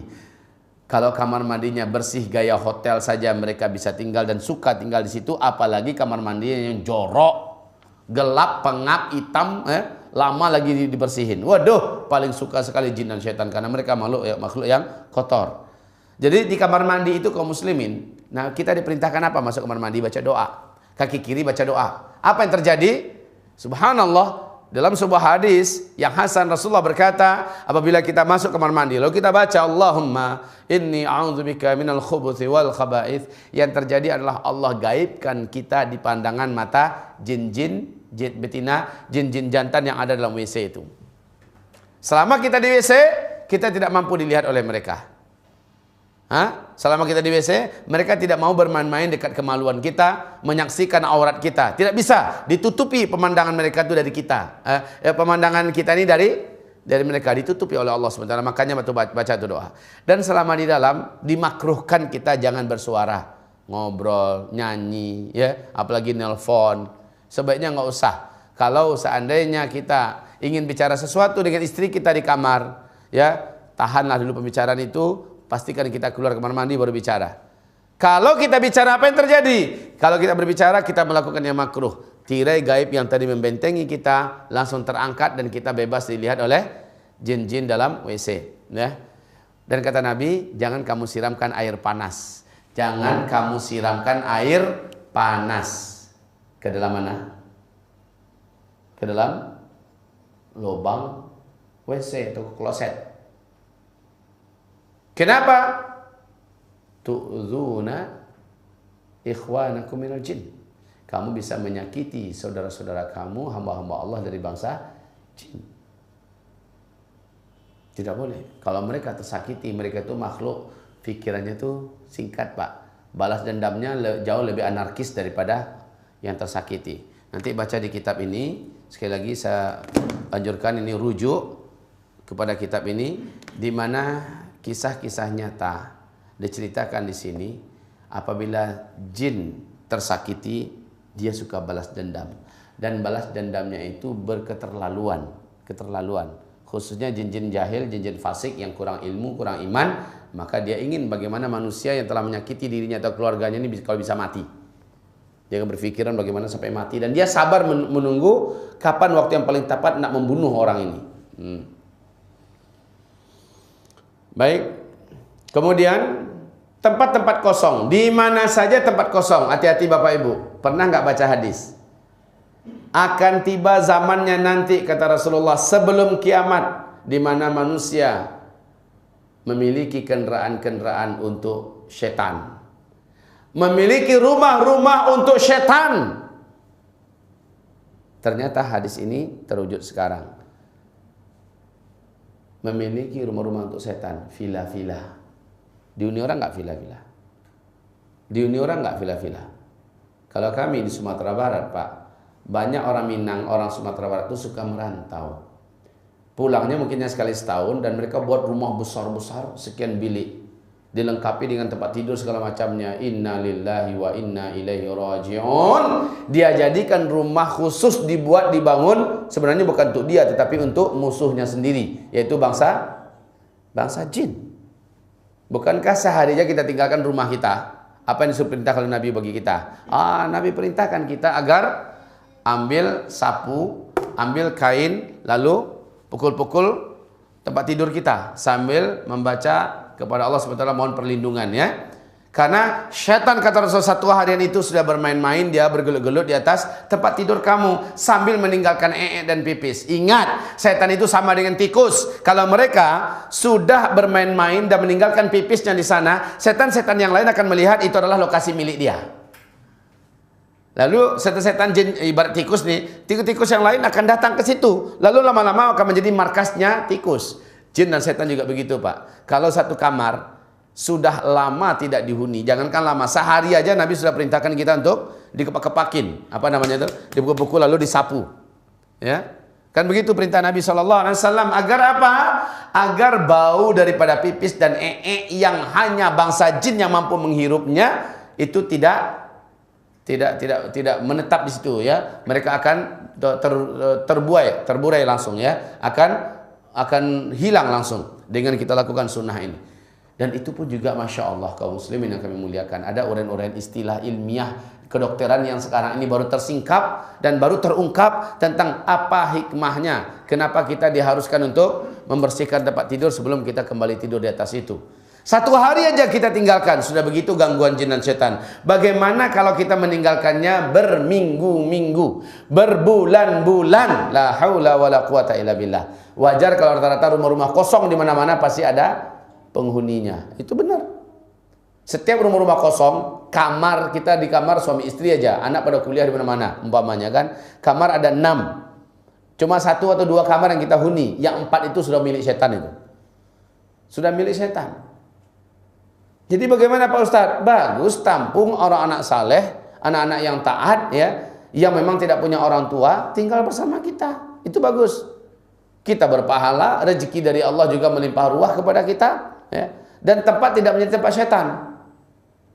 Nah, kaum muslimin yang kami muliakan, tempat-tempat kosong, apapun itu tempat kosong, gudang, mobil yang sering di garasi, jarang diisi di bawah, ya. Tak apapun tempat-tempat yang kosong. Baik. Lobang-lobang. Inilah tempat jin dan syaitan. Maka Nabi melarang kita jangan pernah kencing di lubang-lubang. Lubang-lubang apa? Lubang-lubang tanah, Pak. Yang kita pikir selama ini adalah lubang ular. Enggak. Kaum muslimin, kata Rasulullah, ini baca hadisnya, naha ayyubala fil juhri qalu liqatadah ma yukrahu minal bawli fil hujri qala kana yuqal inna masakinul jin. Sesungguhnya lubang-lubang itu dia tidak boleh kamu kencingi, karena lubang-lubang yang ada di tanah-tanah itu adalah tempat-tempat tinggalnya jin. Coba Pak, lubang dengan lubang kloset kita sama besar enggak? Hampir sama besar kan? Nah, itulah tempat tinggal jin. Besar apa kecil namanya jin tuh? Besar atau kecil tuh kalau udah kayak gitu? Kecil. Jangan berpikir, oh jin itu setinggi bukit. Tidak, kaum muslimin. Dia mirip dengan film dengan film di bioskop. Sumber pancarannya hanya kecil semacam itu, sumbernya hanya kecil, tapi yang tampil besar. Betul tidak? Intinya cuma kecil. Kita hanya melihat di sini, wah, kita ketakutan padahal dia kecil. Tapi walaupun kecil, haram kita menyombongkan diri, mana tuh jin, mana tuh setan, maka dia akan membesar dan menjadi kuat. Tapi bila kamu berpasrah diri kepada Allah dan tidak takut dengan jin dan setan, juga tidak menyombongkan diri, dia akan menjadi kecil dan minder, dan dia sebesar kutu di hadapan kamu. Begitu Pak. Bu, jadi kita tidak pernah diizinkan dalam agama untuk takut kepada jin dan syaitan. Takut kita kepada mereka, mereka membesar dan menjadi kuat untuk kita. Dan apabila kita tidak takut kepada mereka, juga tidak sombong dengan mereka, dalam artian saya hanya takut pada Allah, saya tidak mau macam-macam, tetapi saya juga tidak takut dengan jin karena saya bersama Allah. Toh dengan perbuatan dan dengan keyakinan seperti itu, mereka menjadi lemah dan mereka mengecil, mereka minder di hadapan kita. Baik, lubang-lubang, semua lubang-lubang. Makanya ibu bapak, jangan pernah kita sembarangan kencing di lubang-lubang yang kita lihat di pinggir jalan. Menuntang kebelet pipis, berhenti di semak-semak, mana yang lubang main tembak aja ke situ. Ya, ini hati-hati kaum muslimin.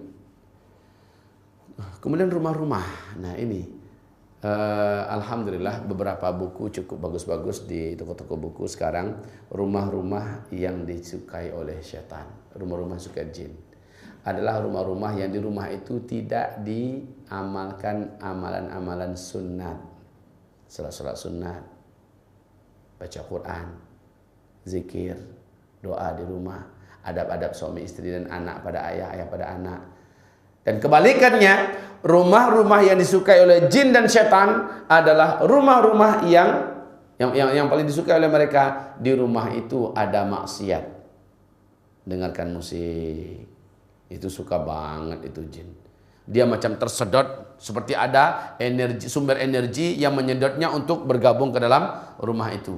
Apalagi rumah yang ditanami sesajen, yang ditanamkan tulisan-tulisan rajah tertentu. Waduh, kalau sempat bapak ibu beli rumah itu ternyata historinya ketika dibangun sudah ditanamkan sesuatu oleh bapak kita, atuk moyang kita dulu, bongkar Pak. Temukan itu, kemudian bakar. Saya di Payakumbuh ketika masih menjadi seorang kontraktor, saya kontraktor Pak, ngontrak terus kemana-mana. Ya. Waktu saya masih menjadi seorang kontraktor, tuan rumah di mana, ini rumah kami, ini tuan rumahnya sebelah, besar rumahnya. Suatu ketika dia berkata, Pak Ustadz, nama bapak ini Pak Afdol, Pak Ustadz, kami di rumah ini sering melihat penampakan-penampakan Pak Ustadz. Padahal rumahnya besar loh Pak. Penampakan gimana? Saya bilang, ini Pak Ustadz, karena saya pernah katanya bangun jam 4. Lah kalau jam 4 di Payakumbuh itu Pak, berarti sejam sebelum subuh loh itu. Saya lihat, waktu saya pergi ke belakang, saya melewati dapur. Saya lihat anak gadis saya tumben lagi masak. Anak gadis dia usia SMA. Nggak pernah anak gadis saya ini masak.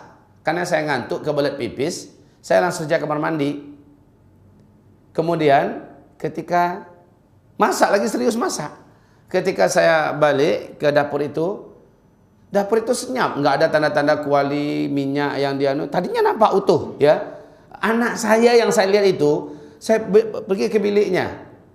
Dia masih tidur seperti biasa. Nggak ada bekas orang yang baru bangun itu, nggak ada. Lalu besok saya tanyakan, kamu ngapain dia bangun malam tadi? Masa apa kamu? Nggak ada.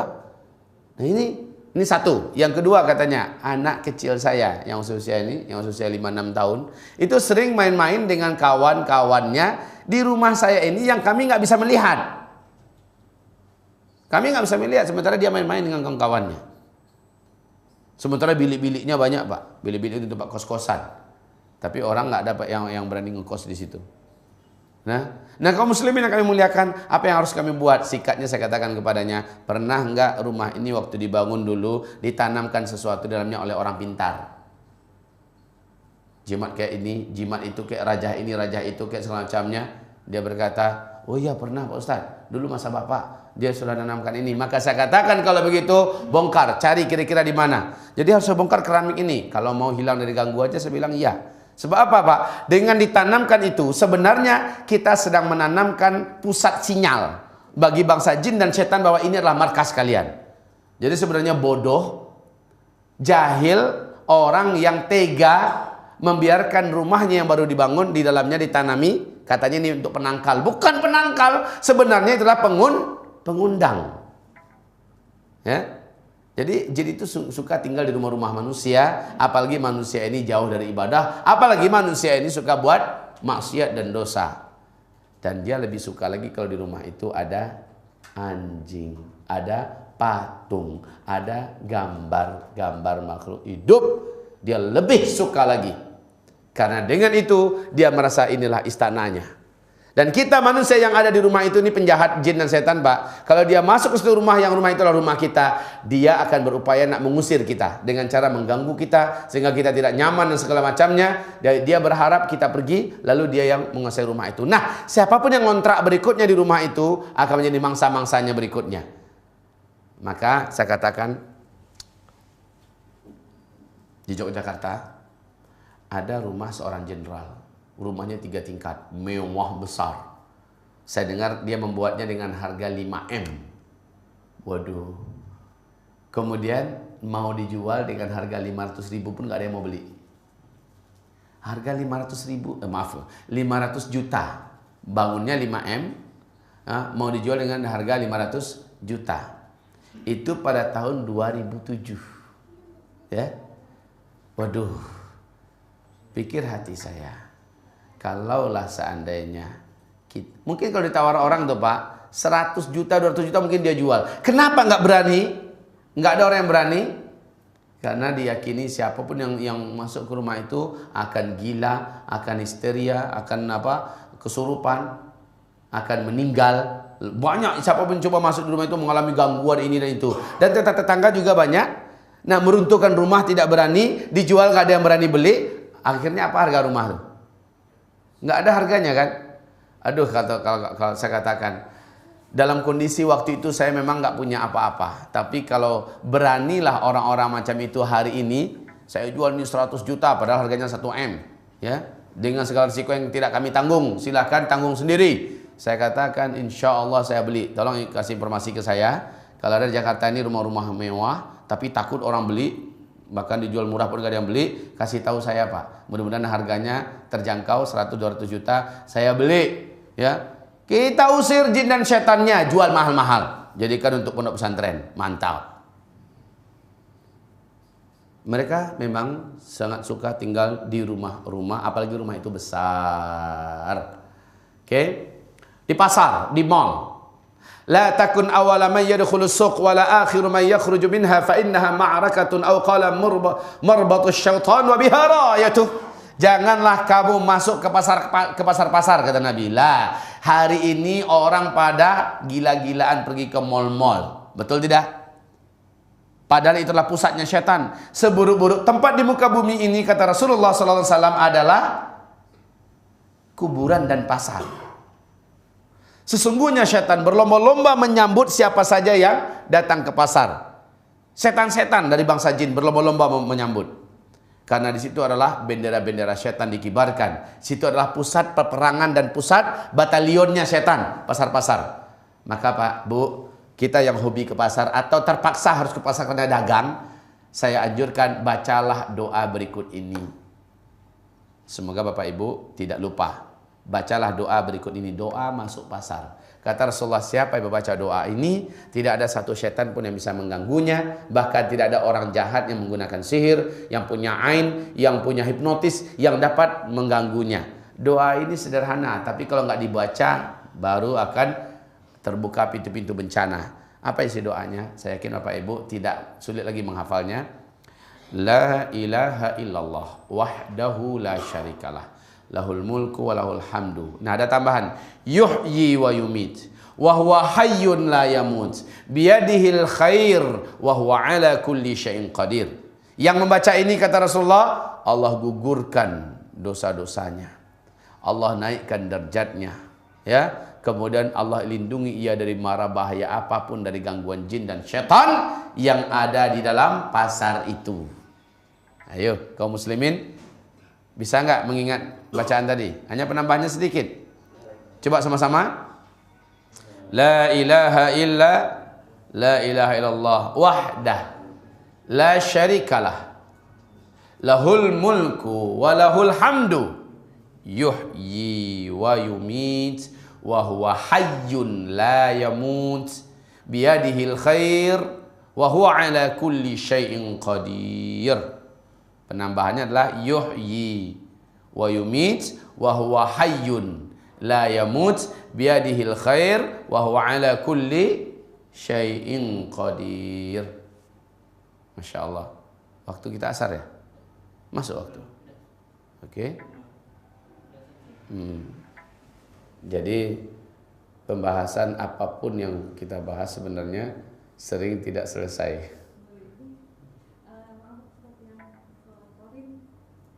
Qarin? Oh ya, kan kita bahas. Jadi waktu kita ini asar masuk, kita sholat dulu. Habis itu kita tambah maksimal setengah jam. Ya pasti pergi lah, masa tidur sini? Hah? Nggak tahu, jadwal saya di Trans nggak ada. Iya, kita lanjutkan setengah jam ya, insya Allah. Mari kita laksanakan sholat asar dulu, habis itu kita lanjutkan dan buka ruang tanya jawab. Siapa pula itu qarin, insya Allah.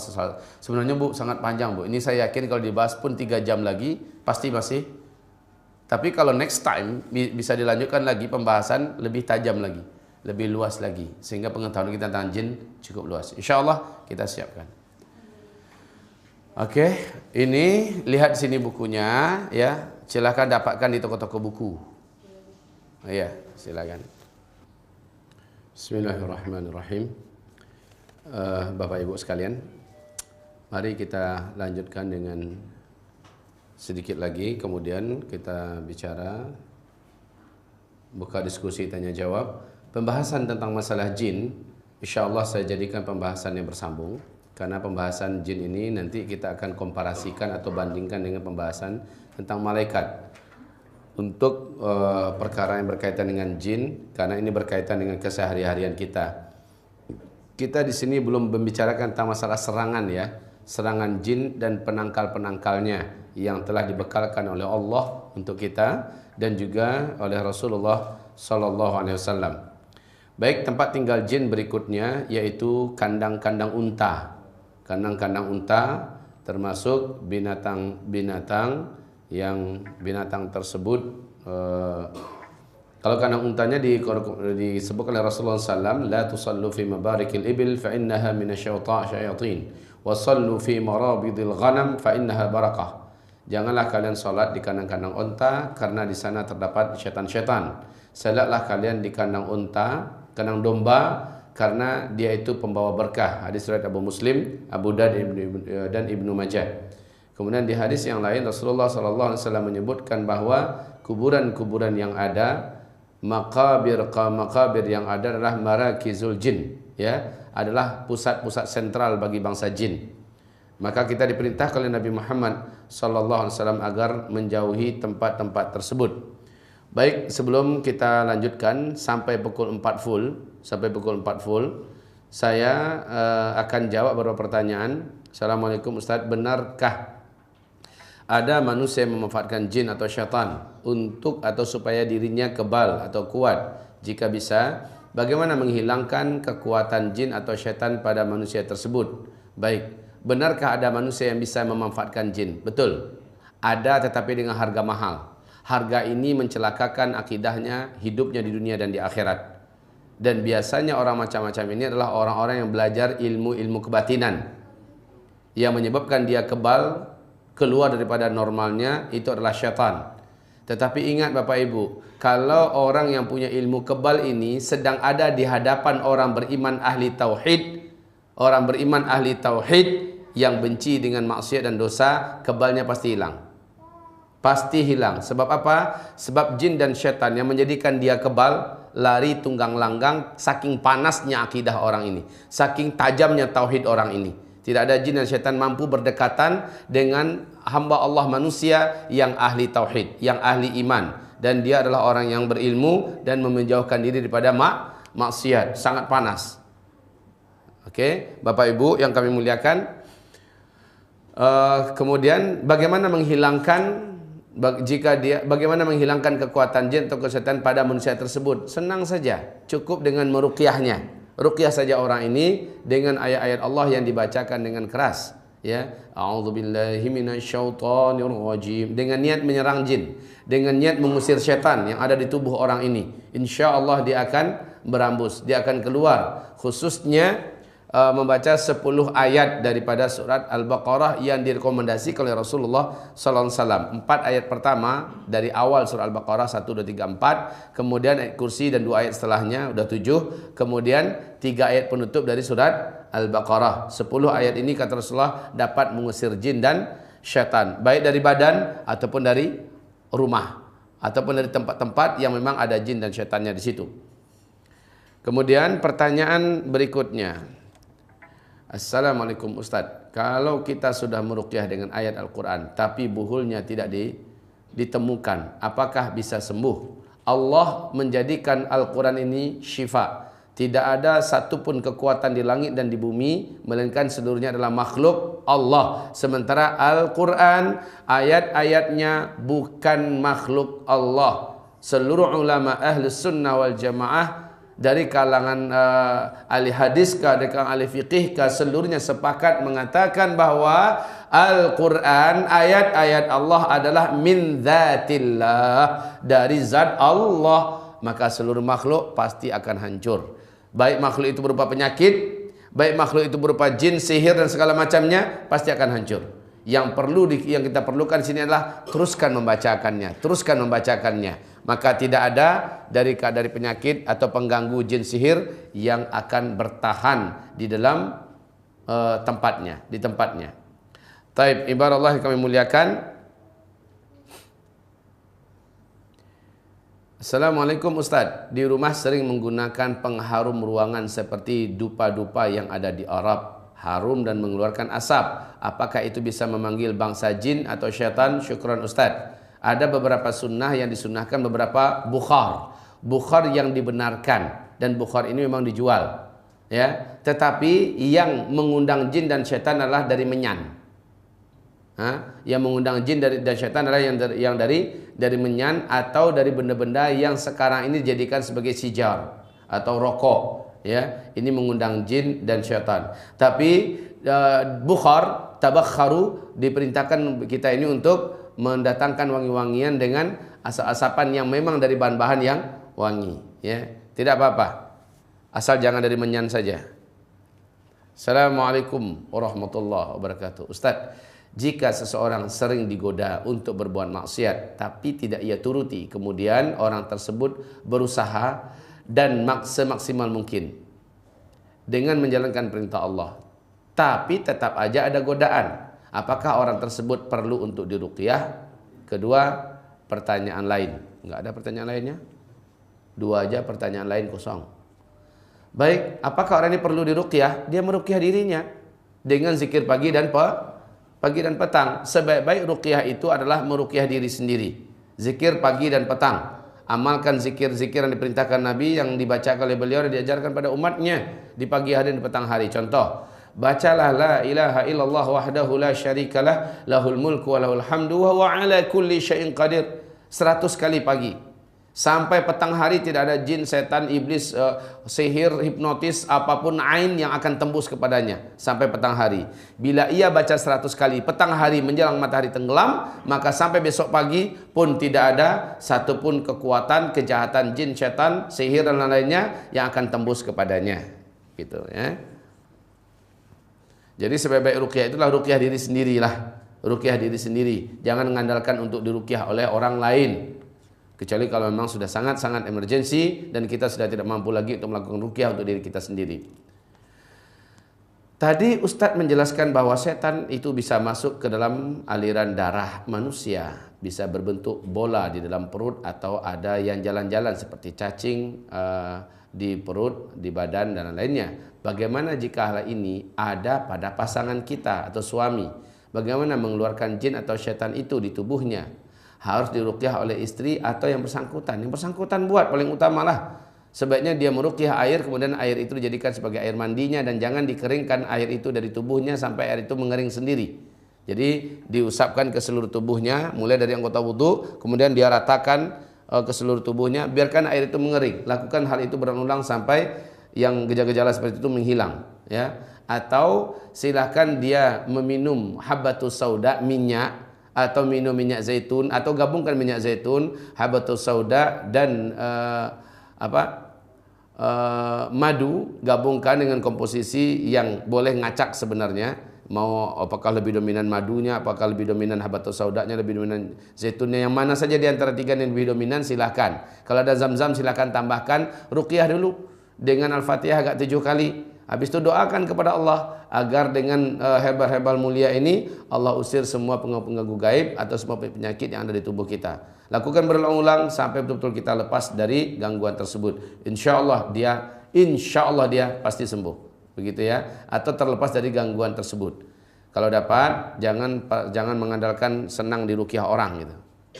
Kemudian apakah orang yang tidak suka membaca Al-Quran selama hidupnya, ia termasuk penyembah syaitan sehingga anti dengan Al-Quran?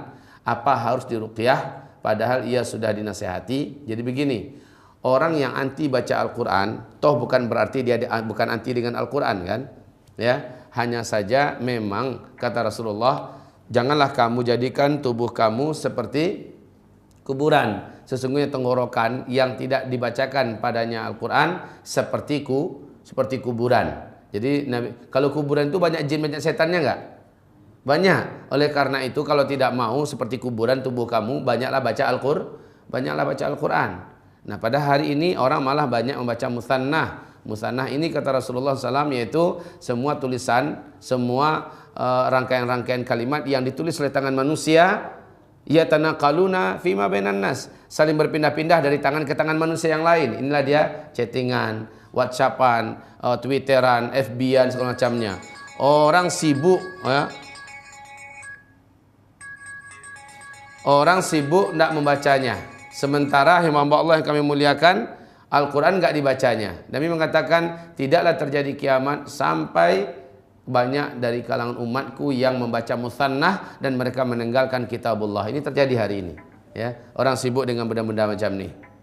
Baik hamba-hamba Allah yang kami muliakan, ini pertanyaan daripada ibu kita tadi, apakah dia harus diruqyah? Sebaiknya enggak mesti harus selalu diruqyah. Justru dia kecuali kalau dia benci Al-Quran ya. Kalau dia benci Al-Quran baru diruqyah. Bisa jadi memang jin dan setannya sudah dominan. Dan biasanya orang ini mengalami perubahan mental yang tidak normal. Biasanya orang ini mengalami perubahan mental yang tidak normal. Contohnya apa? Mudah emosi, gampang marah dan sangat mudah tersinggung, mudah buruk sangka. Dulunya enggak kayak gitu. Nah, ini adalah contoh di mana orang ini sudah mengalami perubahan emosional. Kemudian pertanyaan berikutnya. Assalamualaikum Ustaz. Bagaimana menyikapi kepala rumah tangga yang kerjanya marah-marah terus? Nah, ini dia. Ya. Mukul dan hobinya memandang wanita yang bukan mahramnya dengan syahwat walaupun ia sedang berjalan bersama istrinya. Semua wanita yang di depan matanya walau di masjid selalu nengok kepada wajah wanita yang bukan mahram. Dan itu menjadi kebiasaan sehari-harinya. Bukankah laki-laki wajib menundukkan pandangan? apakah di tubuhnya sudah kemasukan syaitan? Apakah harus diruqyah? Kaum muslimin yang kami muliakan, tidak selalulah orang itu kalau kita lihat menyimpang, ya, lebih dominan kayaknya nafsu dan syahwatnya, ada syaitannya. Syaitan itu sifatnya menggoda. Tapi yang paling keras menyesatkan manusia, coba buka surat Ibrahim surat 14 ayat 22.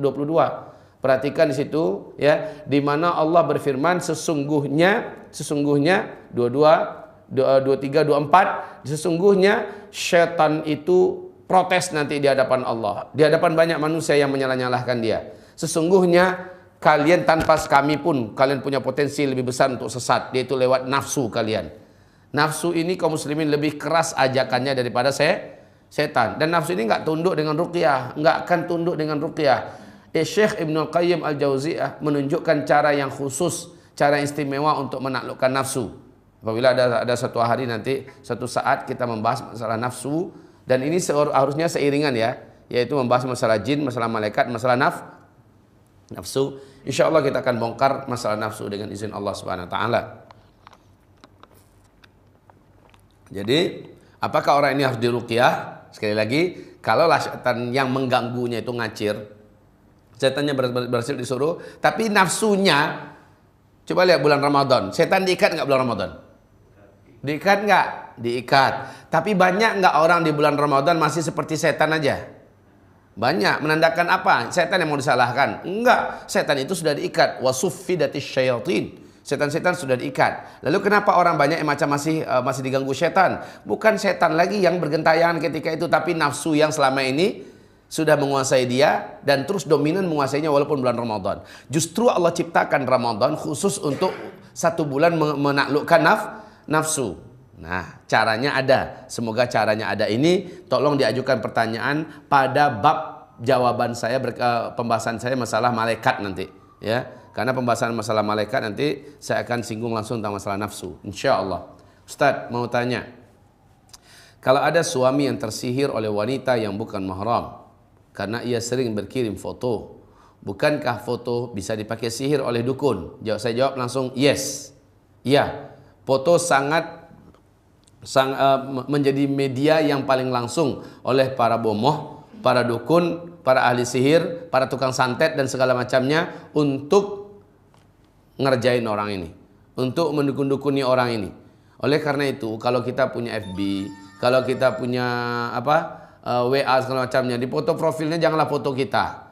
Kasih kayak foto burung, foto kucing, kayak foto apa segala macamnya kan bisa, foto sajadah, macam-macam, foto jam dinding, macam-macam yang bisa kita. Kenapa harus foto kita? Apalagi yang suka selfie sana, selfie sini, tak sebentar ganti wajahnya di foto itu, di profil itu. Berbahaya Bapak Ibu. Ketemu dengan orang yang memiliki ain, ini bisa merusak buat yang bersangkutan. Ketemu dengan orang yang memang mempunyai ilmu-ilmu macam itu, dia bisa dikerjai. Terus suami jadi hampa dan marah-marah kepada istrinya, padahal ia sudah ngaji dan rajin ibadah. Lah, sudah saya katakan tadi, jangankan orang-orang biasa yang hanya mengandalkan ngaji dan rajin ibadah, sedangkan Nabi Ayub saja sakit, disiksa dan dicederai oleh setan, ya kan? Nabi Muhammad kena sihir, kena enggak? Kena. 2 hari berturut-turut beliau menderita sihir tersebut. Jadi selevel Nabi saja kena, apalagi kita orang-orang biasa yang benteng pagi petangnya juga sering longgar, maksiat ini itunya sering dibuat, ya seringlah kena dia. Ya, kaum muslimin yang kami muliakan, kita anjurkan kepada suami yang seperti ini agar mereka mencoba taubat dulu kepada Allah, habis itu diruqyah, ya. Karena orang macam ini yang sudah kena disihir, dia harus melepaskan sihir itu atau menghancurkannya. Jika tak mampu dengan meruqyah diri sendiri, maka dibantu oleh orang lain yang memiliki iman, tauhid dan amalan-amalan yang benar. Terus sering mengatakan kata-kata cerai kepada istrinya, ia sering bengong dan maksiat, ya. Bukankah foto yang dikirim kepada wanita yang bukan mahram ini maksiat, dan nanti di hari kiamat akan disuruh tiupkan roh di foto tersebut? Masalah foto ceklek-ceklek yang asli memang ada orangnya yang difoto, ini ada khilafiyah para ulama. Para ulama kontemporer baik yang di Arab Saudi dan lain-lainnya ada khilafiyah. Kalau foto asli, ya, tidak akan diminta untuk memberi gambarnya, karena memang ada asli manusianya memang wujud. Kalau binatang-binatang asli yang diminta itu adalah yang dari lukisan, sementara makhluk hidupnya itu tidak ada. Kalau ini kan hanya sekedar memindahkan yang nyata kepada berbentuk gambar. Maka ini khilafiyah kaum muslimin. Selama khilafiyah, kita tidak membina hukum di atasnya. Dan kita tidak akan menjadikan itu sebagai hujah. Tapi sangat dianjurkan foto-foto kita yang dari foto-foto gambar dari kamera-kamera itu enggak kita pajang di dinding-dinding. Kalau memang kita perlu foto, maka disimpan sajalah di album. Kapan kangen dan rindu, silakan buka albumnya, ya. Apalagi memang foto-foto untuk buku pernikahan, untuk KTP, untuk segala macamnya itu memang diperlukan, kan. Jadi kita tidak akan keras dalam masalah-masalah yang sifatnya khilafiyah. Kita memberikan yassiru wala tu'assiru. Buatlah kemudahan dan jangan dipersulit. Pertanyaan berikutnya, Assalamualaikum. Ustadz, kalau ketika malam dan sendiri kadang-kadang bulu kuduk berdiri, merinding, apakah ini tanda-tanda ada syaitan atau jin sekitar kita? Sangat mungkin, ya, sangat mungkin. Karena keberadaan mereka menjadikan bahagian sensitif dari tubuh kita, indera kita merasakan keberadaan mereka. Jalannya bagaimana? Nabi mengajarkan kepada kita, bacalah Al-Quran. Bacalah Al-Quran atau bacalah la haula wa la quwata illa billah berulang-ulang sampai rasa itu hilang. Ingat ya Bu ya, bacalah la haula wa la quwata illa billah sampai rasa itu hilang.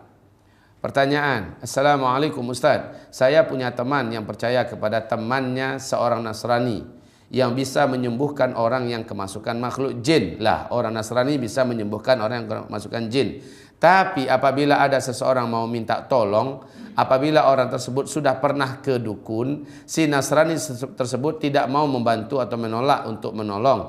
Bagaimana ini Ustadz? Lah ini namanya pergi dari mulut buaya ke mulut singa, ya, sama berbahayanya. Pergi ke Nasrani, dia pasti akan dibantu oleh jin dan syaitan, ya. Nah, kalau dukun sudah campur tangan situ, setannya pasti ngelarang, jangan kamu coba bantu. Orang ini sudah jatuh kepada bahaya yang paling besar, itu dosa terbesar, itu syirik.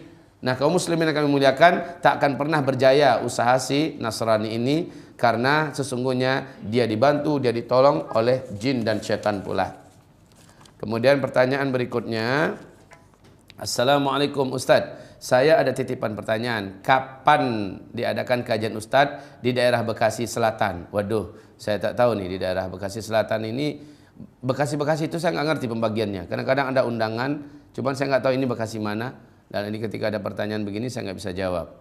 Tapi begini, tolong dibuka saja nanti di www.zulkiflima.com. Insya Allah jadwal-jadwal kami biasanya kita share di sana, ya. Kita cantumkan di sana. Saya ulangi, Zulkiflima, zulkiflima.com, ya, .com. Silakan nanti dilihat jadwal kami di sana. Kemudian ruqyah daun bidara, apa? Ruqyah pakai daun? Ruqyah pakai daun bidara, kaum muslimin yang kami muliakan. Ruqyah itu pada intinya nggak mau pakai daun bidara bagus, nggak pakai daun bidara juga bisa. Air mineral saja juga bisa. Meruqyah itu niatnya untuk apa? Bisa, ya. Yang penting jangan dengan bahan-bahan yang diharamkan dalam agama. Daun bidara secara umum adalah daun yang memang direkomendasikan oleh Nabi Muhammad SAW, termasuk daun yang dibenci dan tidak disenangi oleh bangsa jin, bangsa syaitan. Baunya saja bisa membuat mereka pusing, apalagi sempat daun tersebut dimandikan kepada orang yang terkena gangguan. Orang yang terkena gangguan, mayat pada siraman terakhir dianjurkan dengan daun air dan daun bidara, ya. Wanita yang haid, suci dari haid, maka tempat mengalirnya darah dari haidnya itu dianjurkan terakhirnya dibersihkan dengan air dari daun bidara, ya. Karena dari situ syaitan akan tidak berani mendekat. Ya, kaum muslimin yang kami muliakan, daun bidara memang sangat direkomendasikan Nabi SAW, khususnya bagi yang mengalami gangguan jin dan syaitan. Wallahu a'lam.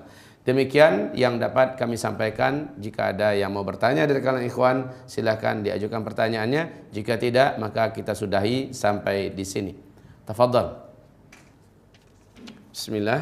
Assalamualaikum Ustaz. Anak saya 9 tahun, sering melihat penampakan apakah anak saya harus diruqyah? Yang diruqyah cukup matanya saja. Anak ini diruqyah cukup matanya saja, atau ruqyahkan ke minyak zaitun, ayat-ayat Allah Subhanahu wa taala, khususnya ayat-ayat ruqyah, lalu semburkan sebagian percikan air liur kita ke minyak zaitun itu, nanti teteskan ke matanya. Ini insya Allah Ta'ala akan menjadikan anak kita itu tidak akan mengalami penglihatan-penglihatan lagi. Berarti maaf nih Bapak Ibu, di matanya dan di kelopak matanya sudah bersarang jin dan syaitan. Dan ini ke depan akan merusak mental anak kita, akan bisa membuat anak kita menjadi cacat jiwanya. Maka sebaiknya dari sekarang diantisipasi. Jadi tidak diruqyah secara umum ya, yang diruqyah hanya saja di matanya, dan matanya itu kalau tidak ada apa-apa, nggak ada minyak zaitun, semburkan dengan air liur kita saja, yang mana air liur itu tadi telah bergelimang sebanyak-banyaknya dengan bacaan Al-Quran yang kita ruqyahkan. Jadi air liur kita ini setiap partikelnya, setiap molekulnya sudah penuh dengan keberkahan ayat-ayat Allah, itu yang disemburkan kepada kedua bola matanya. Ya, semoga dapat dipahami. Insyaallah ibu akan dapat menyaksikan anak ibu sudah tidak lagi mengalami gangguan berupa dapat melihat ini dan itu dengan izin Allah Subhanahu wa taala. Demikianlah, subhanakallahumma wa bihamdika asyhadu an la ilaha illa anta astaghfiruka wa atubu ilaik. Wabillahi taufiq wal hidayah. Wassalamu alaikum warahmatullahi wabarakatuh.